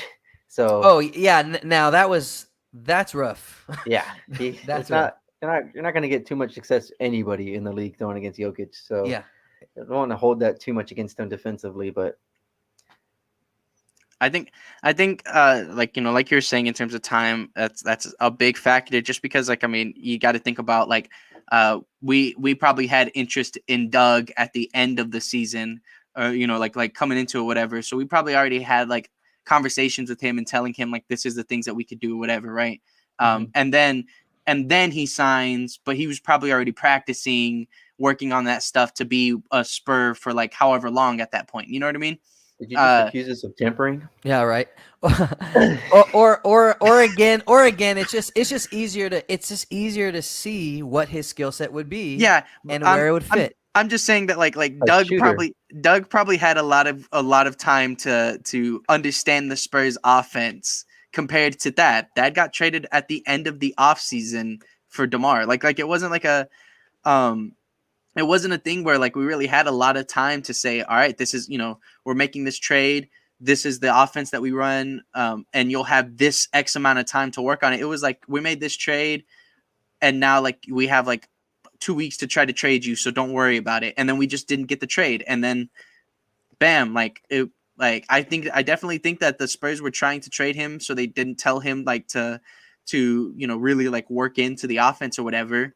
Or, we just weren't really trying to like push that type of thing. And then a trade never went through. So now we have him on our team. And it's just, it to me, it is a bit of a disservice that we can't fit him into the system, that we can't do anything like that for him, just because like he's a vet, and we could send him to a contender and all that kind of stuff within like the next month. But like, let's try to get some trade value out of it. You know what I mean? Yeah. Like, let's try to. He just in terms of our team, he just fits the role of like the things that we have Drew Eubanks for. Exactly. And it's like you could have him at that traditional 4, but right now our 4 spot is taken up by a slightly smaller and a shooter. You know what I mean? A more like not really a power forward at all, in my opinion. I think. Well, honestly, we kind of. The thing that I noted in the Magic game was like we kind of ran like a 9-man rotation. Yes. Which meant that we didn't have a 5 or a backup 4 right there. You know what I mean? Like we were just interchanging it between like the likes of Keldon, Doug. I don't remember 100%, but I think at some point I saw like Devin like for a minute or two, and it wasn't like I was just like, what the heck? Like I didn't like that. But I'm there's just a saying. Couple times where in the fourth quarter, 4 minutes to go, we had Vassell, Trey, and Primo all out on the floor at the same time. There's like I wrote a bunch down where it was like. Man, I didn't write them on this one. Where it was like like you said, for like a minute, just like as they were getting ready to sub somebody out, there was like we got real small for a second, or we got real whatever. And so that was a 9-man rotation that we didn't have a backup 4 right there, and I'm okay with that because it's like, all right, well then we're still giving in my head, especially with like the 7 people that had double figures, it literally looked like it was like 7 people have these clear-cut minutes, and then that 8th person is Drew, who gets like 13 minutes, and he's still part of like the main rotation too. And then the 9th man is like the one that like would kind of be like switching in and out on who's getting that 9th spot for the season, right? And I think when Collins comes back, we'll kind of solidify a little bit more of that 4 replacement, having some size out there. So we're just making sure. do. But even trying to find the answers, I think it could still benefit us if we're still trying to work that in. It's going to be a lot of growing pains, and it's going to be a thing where you're going to look at it and you're like, man, why are we doing this? But I think if we can make it work out, and we continue to raise trade value, we continue a contender really wants to see Thad on their team or something like that. You know what I mean? Like, it'll benefit us. It'll benefit Thad. It'll just like it. I feel like it's not necessarily a lose-lose situation for us if we're playing Thad to make him look better. I do think though, like if we're playing him to make him look better, then put him in when Thanasis Antetokounmpo's on the court, not when it's Jokic. Yeah. I think we did that. We did that because of Yak's foul trouble, right? Like, I mean. Well, yeah, but I guess what I'm trying to say is like put him in positions to succeed, and that's gonna help the team in the short term for the game. It's gonna help us in the long term if it's helping his trade stock go up. It's gonna help himself too. He's and not to say that he's like going out there and playing bad on purpose. He's trying to play well, but we can help him out. We can help ourselves out by just like putting him in. I don't know if that was the best spot. It was against Jokic. For sure. Throw Drew out there and try to, even if you foul Jokic 4 times or whatever, just from being physical with him or something, at least you have the comfortability of like you're not also adding the compound thing of like, okay, where does our guys have to go and like all that kind of stuff. You know what I mean? Like Drew at least has that part down. Now he can actually focus on trying to disrupt Jokic for a little bit while Yak has some time on the bench because of fouls or whatever. So, that's just kind of what I was getting at. For sure. Either way, that's just one game out of the week. The next game going into it will be. I was gonna say about the Lakers. I was just looking at like their per game stats and the minutes. Both Dwight Howard and DeAndre Jordan are only averaging 11 minutes a game. Anthony Davis is playing. I know it's only been 2 games, but like he's up there at 38, and LeBron's at 36, Russ at 35, Kent Bazemore at 27, and Carmelo at 25. So that's like the bulk of their team, like throughout the game. So they're really not playing. I wonder if they run Carmelo like in that power forward position. Maybe. And if they do that, then I think we'll fare better. And we'll be able to run our lineups that we want. Agreed. And there'll be those spot minutes where it's DeAndre Jordan and Dwight next to a Dougie Carmelo shootout would kind of be funny. Like if they both kind of got hot. I wonder if they would defend each other. That would be fun. 2012. Yeah, I mean it kind of is. Well, Carmelo's their 3rd leading scorer right now with 12.5 a game. Dang. So, but I mean, just like in that sense, like literally. Like they've ran 11 players, and Dwight and DeAndre Jordan are their least played players. Like of the 11, they're 10 and 11. Of the 11, yeah. So that does bode well for us. Yeah. So just in that aspect, I mean, obviously Anthony Davis is still going to play 40 minutes a game. You're going to have to worry about him the whole game. Yeah. But at least it'll make it easier. Yak on Anthony Davis sounds a lot better than KJ or Doug. So. Yes. But for sure. Then I mean, like, again, I still think that helps me in my case of. I think that we can come out punching these guys and come out with a good W against a team that's still trying to figure out what they're doing, right? Definitely, because it's Carmelo, Malik Monk, Rondo, Avery Bradley, and Austin Reeves. Like that's their bench right now because of those guys missing. That sounds so like we can take advantage of that, and I think guys like Lonnie and Devin can take advantage of that on their end off the bench. For sure. But so we're going from LeBron and AD into Luka Doncic. I know. Like I don't know if y'all been seeing like the news for like Dallas and stuff like that. I know one of the biggest things that was like happening was like Kristaps wasn't happy with his role. He wanted to be posting up more.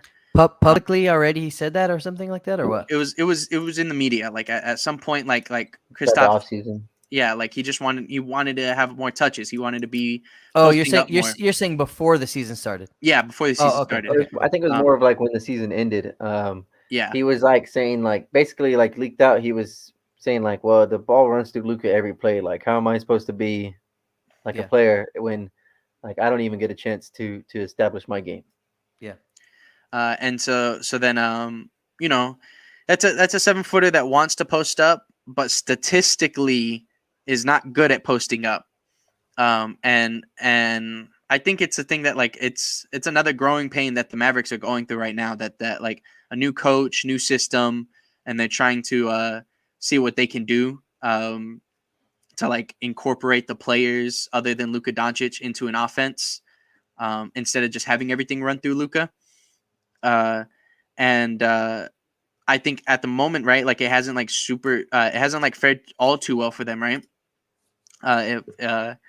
If I can remember correctly, but even so, I think that this game's going to be pretty rough for us just because of Luka. Like I think Luka's still going to be able to put up good numbers. I do remember like there was like that Hawks Mavericks game that happened, and it was pretty much like a shootout between Luka and Trey, right? We don't necessarily have a shootout type of player like Trey Young, so that could be something that I think might be this matchup's probably going to be tough for us no matter what, just because of how crazy Luka is. Yeah. Like I think like no matter what going into this game, like we're just not gonna. It's gonna be looking pretty nasty. Like we could be in for like a rough time if Luka's hitting his shots. I mean, we've seen it before where it was like we've held them close, we've kept it competitive, and then like I said earlier, like they at the end of the day they have a guy like Luka, so he can make those shots, 2 or 3 good shots in a row in the fourth to really just like put you down. Exactly. So I mean, I don't think. I mean, yeah, I guess there's a potential for it to get ugly for us, but I mean, I think we're gonna play them close. We're gonna play them competitively. Dogfight. We've always getting dogfights with the Mavericks and Luka. Yeah, exactly. Mm-hmm. So I'm not worried about that one in the sense of like of the game getting too far away from us, but it is a thing of like, okay, we've had a game where Jokic closed us out with his star power. We've had a game where Giannis kind of closes us out with his star power. Middleton did well too, like when Giannis was on the bench to kind of just step up and be a little bit more aggressive. But it's like still, it's like, what are we going to do against the stars, right? So we had 2 good tests against Milwaukee and Denver, and then boom, we get them again with Lakers and Dallas, and then like Milwaukee again. So that'll be like the test for me for like this whole week is like, what are we gonna do in crunch time against their stars, to really try to disrupt them, or is it gonna be more apparent that like we don't have somebody at that caliber just yet? You know what I mean? Mm-hmm. I think this is still going to be a fun game for us to like come into, just because like I like y'all said, like it's always a dogfight. It's always a game where we're always competing, and like I don't know, like other than Luka and Kristaps, you start to like look at the depth of the team. You have like Tim Hardaway Jr., you have Dorian Finney-Smith, Reggie Bullock was like a new signing if I'm not mistaken. Yeah, and those are 3 players that like. You can see them giving production. Dorian Finney-Smith more on the defensive end, but Tim Hardaway and Reggie Bullock just being more shooters. They have that second round draft pick, Jalen Brunson. He's been pretty killer these last couple of years. I've been liking the like what his game is because if I'm not Sean Elliott's words, he's a Spurs killer type of player. Who, Brunson? Yeah, kind of like a Dylan Brooks, like comes in and just makes the plays, hits every shot against us. Yeah, I'll be right back. Y'all keep going. And then I don't know what their depth is in terms of like the backup center role, because if I'm not mistaken, right, like Dwight Powell is still injured or he's still coming back from an injury. They have nobody on the injury report. Oh, Dwight Powell is averaging 22 minutes a game. Okay, so then that should be their backup big, right? He started both games. So Kristaps was the 4. I believe so. Okay. All right. I would need to like.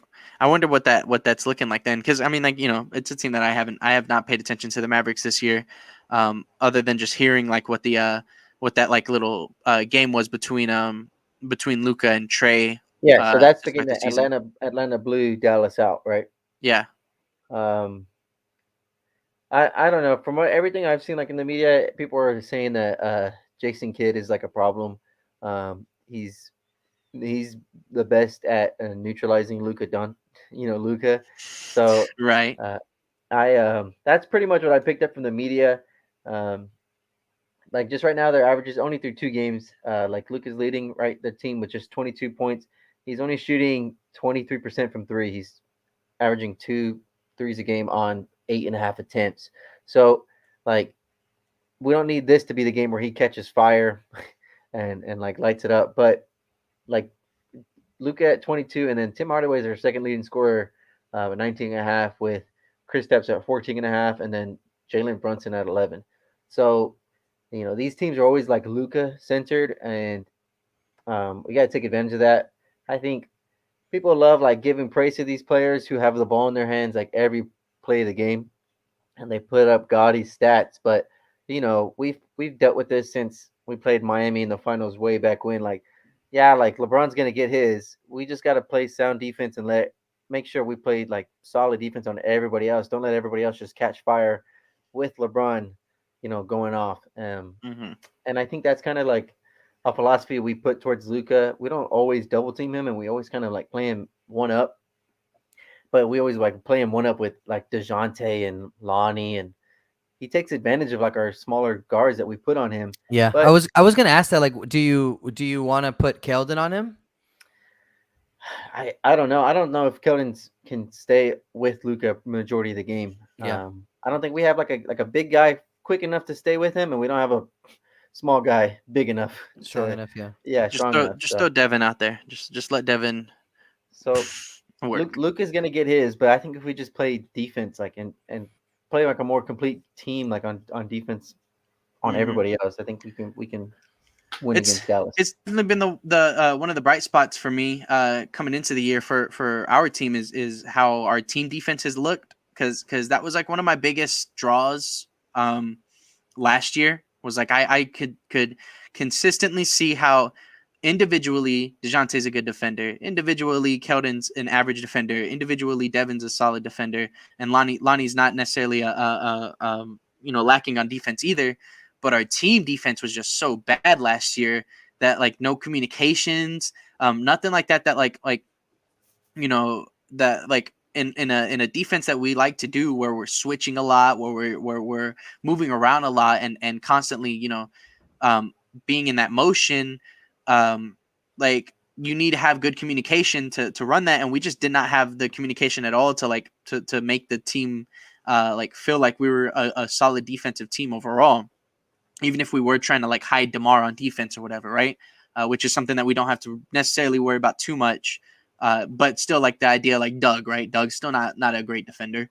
Like I think our team defense has just taken that next step this year. Like we've been able to keep up on in that end of the floor, and it hasn't necessarily been things where I'm like, oh man, like how are y'all miscommunicating? How are y'all missing this read or whatever? Like you're just letting these guys have backdoor cuts all the time because you're just sleeping on defense, right? Well, I think a lot of that too is the being able to actually practice this year. Like this weekend, For sure. we have Sunday and Monday off.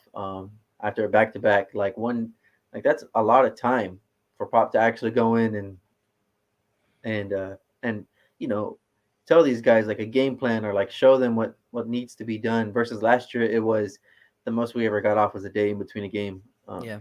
The practice of concepts was happening on the fly with those talent right in front of you.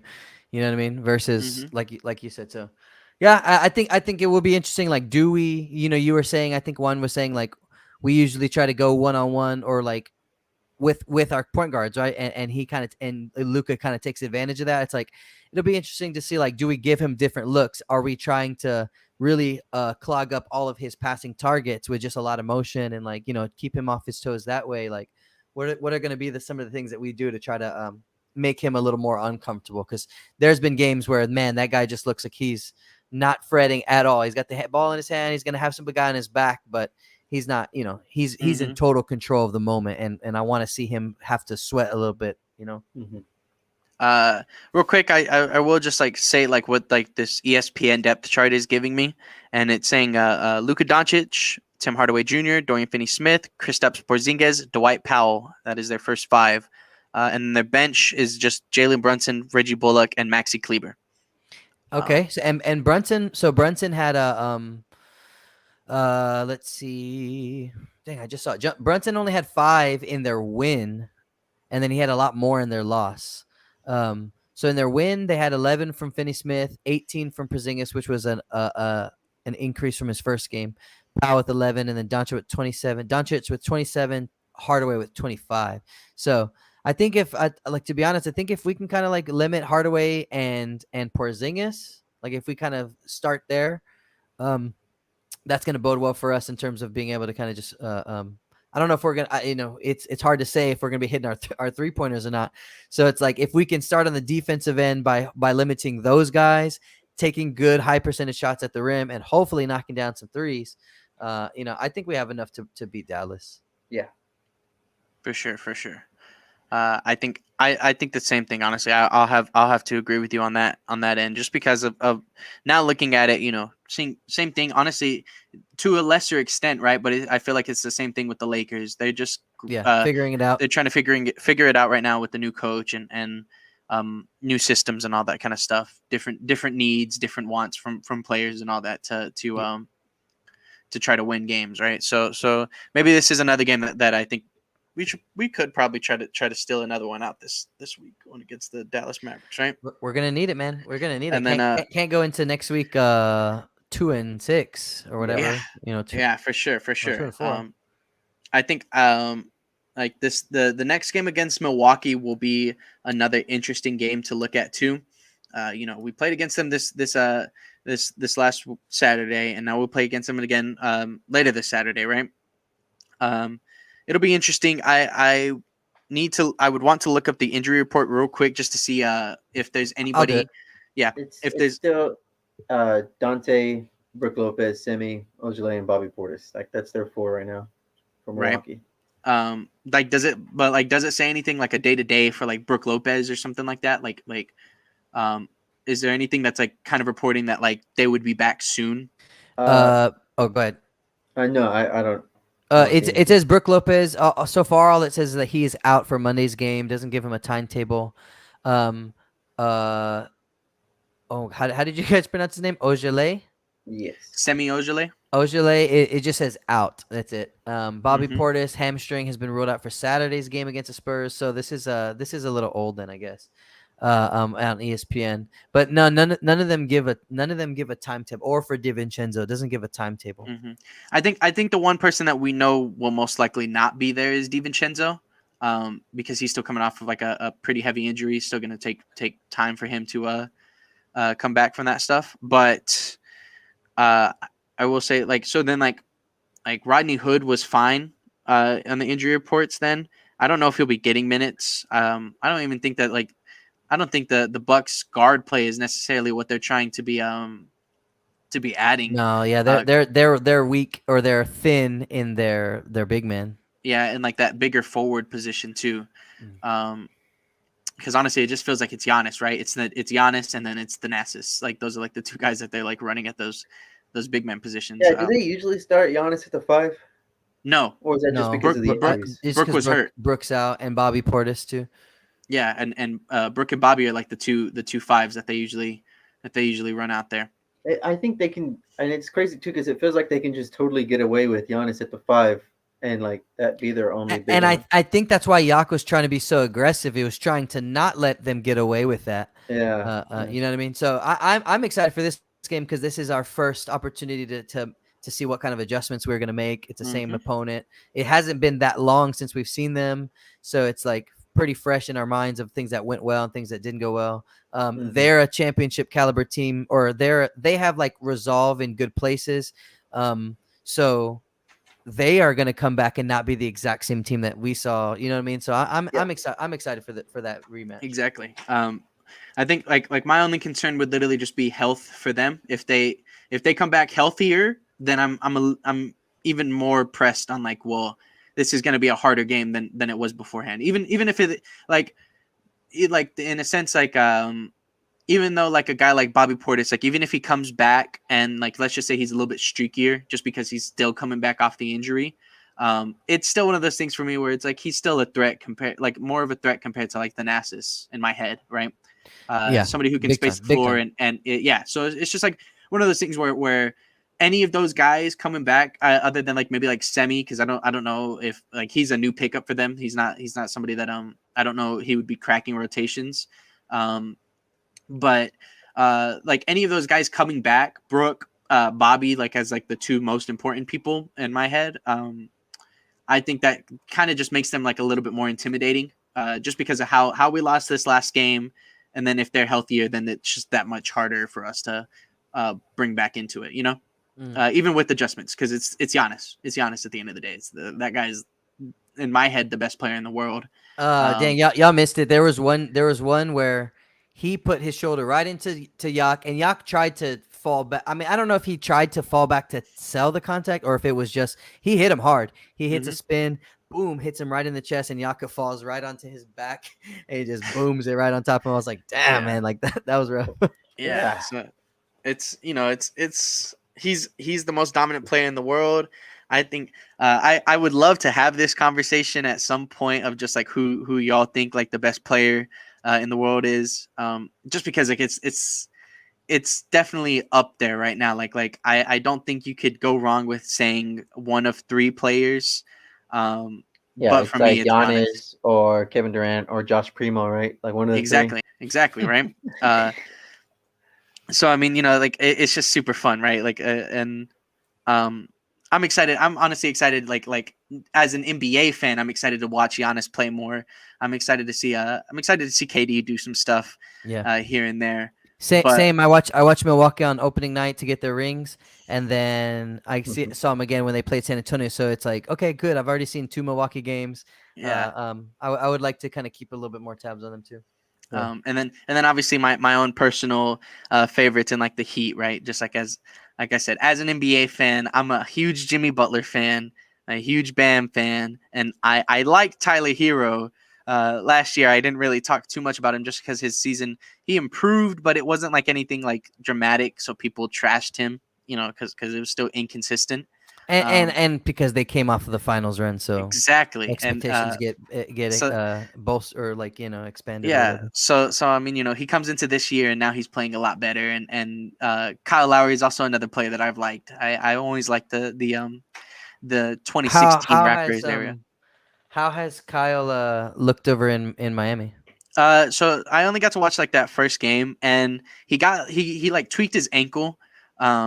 And so it was like one of those nights where it like definitely felt like he wasn't like shooting the ball or anything like that. Like nothing like that like made him feel like he was like crazy involved in the offense. But you could still have like you could still feel the blueprints of Kyle Lowry being in the system.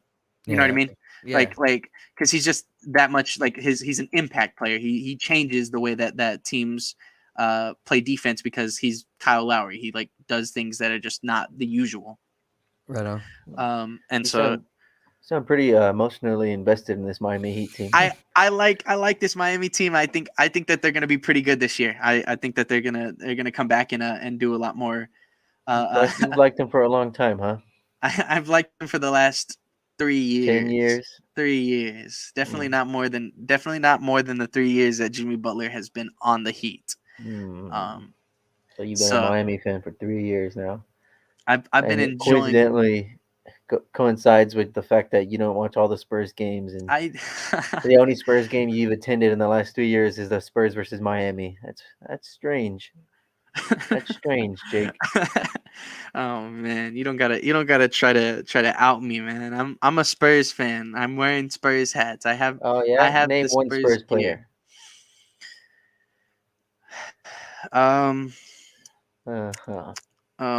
Devin Vassell. He's one of those guys, right? Yeah. Well, as far as like Milwaukee goes, I agree with Chris. It's like it's another way. It's another like first looks at how we can respond as a young team to a loss, but not only a loss, but like to a good team, like a championship level team. And it's tough too because like that's what they talk about, where it's like the target on the back. For us, it's like, all right, let's get back at these guys. Let's go win. And for them, it's like another game on the long season, on the journey back to another championship. So, but that's just where we are. We're two different teams right now. And it's good. I mean, it's just good for our guys. We can measure up. We can see how we respond. We can see who responds. You know what I mean? Like DeJounte, I know we haven't really talked about DeJounte too much. We touched on like quite a few players, but DeJounte's shooting percentages and they just are low. You know, he's still averaging like decent numbers, kind of like what he averaged last year, a little bit less, but his shooting percentage is just low, and he's missing a lot of shots. I was just looking at it. He is fifth in the league in field goals missed at 31. Um, so Yikes. you know, they're from what I saw, like most of them are like his mid range, like getting to his spots, and he like hit some of them, but you know, just attacking the basket, the mid range. He's taking threes, and I think maybe that has to do with it. He's not really hitting any of them, but he's taking them, and Yeah. I'm comfortable with him taking those threes, especially like within the flow of the offense. Pick and rolls, like when they sag, he takes those pull up threes. I'm okay with it. I'd rather our guys take. I'd rather like our guys miss shots than be from three. Like I said, I'm not an analytic nerd, but it's better DeJounte taking that three than him taking a dribble inside and taking a 2 point mid range and it's still clinking off the rim. Yeah. Um, so like I'm looking forward to seeing DeJounte take like this whole week just like a step up and like looking back at his week and going like I can be better. I can he's made impacts. He's fourth in the league in assists at 21. Derek's right behind him, 26 in the league. So he's still playmaking. He's still playing defense, still getting steals. But I think we probably still one of those games against Denver or Milwaukee if DeJounte just has a good game. He has a decent shooting game, not missing shots, and I'm expecting him to step up and play better. I think he's got the type of mentality to recognize he played like under what he expects, and I think he can make a jump this week. Yeah, Mhm. he had a statement after not last night's game, but the Denver game, saying something along that lines, right? He said, like it starts with me, and I have to be better, or something along that lines. Yeah. Murray says he'll be better, that it starts with him. Yeah, so basically that. Uh-huh. And then he's a leader. He's the leader of this team. He's the point guard. Like you expect him to say that, and I think he's fully bought into it. I think Pop has instilled that mentality, that point guard, that leader stuff, and like how we always used to talk about Tony Parker being the head of the snake. Um, if DeJounte can just steady and improve, I think he's shooting like in the 30% for the season. I don't expect that to be like this year going forward. If he can do that, like these close games that we're doing, that could be the difference right there. Yeah. Just his performances, and I expect him to be better. That's my guy. I'm a huge DeJounte fan. Um, Same. but Same. uh, He made one move yesterday that was just like a simple little like cross to the other side of his body into like a pull up jumper. But him doing like that one move, I was like, dang, I gotta buy a DJ jersey, yeah, just because like it's like the way he does it, like the way he when he's on, and you can feel like his leadership, or you can feel his like energy, man. And it's like I love that guy, man. For sure. he leads our team in field goal attempts. Chris, I don't know if you heard, he leads our team in field goal attempts with 49, but he also leads the team in misses with 31. So Yeah. that means he's only made 18 shots. So I think it could balance out and be better going Yeah. forward for DeJounte. Yeah, but Yeah. that's to be expected. Overall, we knew that there was going to be more shots to go around. Who's going to take them and who's going to make them? That's the question for the year, you know. Exactly. And I mean, I love DJ. I love everything that he brings to the table. Um I just like I think I was like I feel like I was probably like the toughest on him going into the season on how I felt about him in that sense. Mm-hmm. Um and I don't even think like what I was saying was like super negative. It was more just like I just think that we could have other people be the closer in that sense. Um but I still think like I think that he will pick it up. I think I'm glad that it is something that like he embraces it, right? He embraces the idea of being the guy, the leader for this team, and uh, exactly like he was saying, like y'all are saying, it starts with him. We I think that if we are going to win games, it has to be through DJ Well, making a next step. Yeah, in that somebody has sense. to be consistent. We had Keldon one game, everybody kind of like produced in the first game, and then like Doug and Keldon again, like in the Milwaukee game. But somebody else, I decided like Keldon needs to be consistent. If Keldon's the one Yeah. dropping 20 plus a night, Exactly. like you expect DeJounte to be the guy to like also just be like a steady like 20 points per game type of person. Exactly. And that's like the difference between losing these games is like one guy just not producing enough. Yeah. Um, and just like that, to your point. But he's found ways to produce outside of his scoring. He's fourth in the league in assists, and then he's tied for third in steals. I think like his impact defensively and playmaking are still there. It's just his shooting. And now Derek is sixth in assists at 20, and then Derek's also tied for third steal. So like those 2 point guards just themselves like that, Yeah. I think they can up it up on the offensive end. And I think Sean said that Derek is now leading the league in charges too. Oh, perfect. Yeah. See, I think our two guards like that are just they're two all around players to they'll win us games just by doing everything. Mm-hmm. Yeah. So like my guy, and I don't know if you framed it this way of like who needs to be better, but like Devin Vassell, man, the stage is set for him to on that second unit to come in and make an impact offensively. And so I want him to take that next step forward for this year. Yeah. Like I mean we need him to, but like I would love it. I would love it. Definitely, those are the two names that keep running through my mind when it comes to who needs to take that next step, who needs to make that jump. In my head, it's Devin needs to make that jump offensively. He needs to become a better creator. I think that's like what his next step should be. But at the same time, being able to just flow in an offense and be a consistent shooter is not a bad thing. If he can work to do that instead of just trying to create a shot all the time, then that's good too. We don't necessarily need another guy who needs the ball in his hands. You know what I mean? Mm. And then DeJounte, yeah, we've already gone through that, right? So with that being said, we had this week we're going against just to recap it a bit. We're going against LA, we're going against Dallas, we're going against Milwaukee. Chris, do you have a weekly prediction number? What do you think about this week? Shoot. I'll probably go on the side of, dang, I don't want to go 1-2. I don't want to go 1-2 for the week. Like that's just what I don't want to do. I feel like we could win against the Lakers.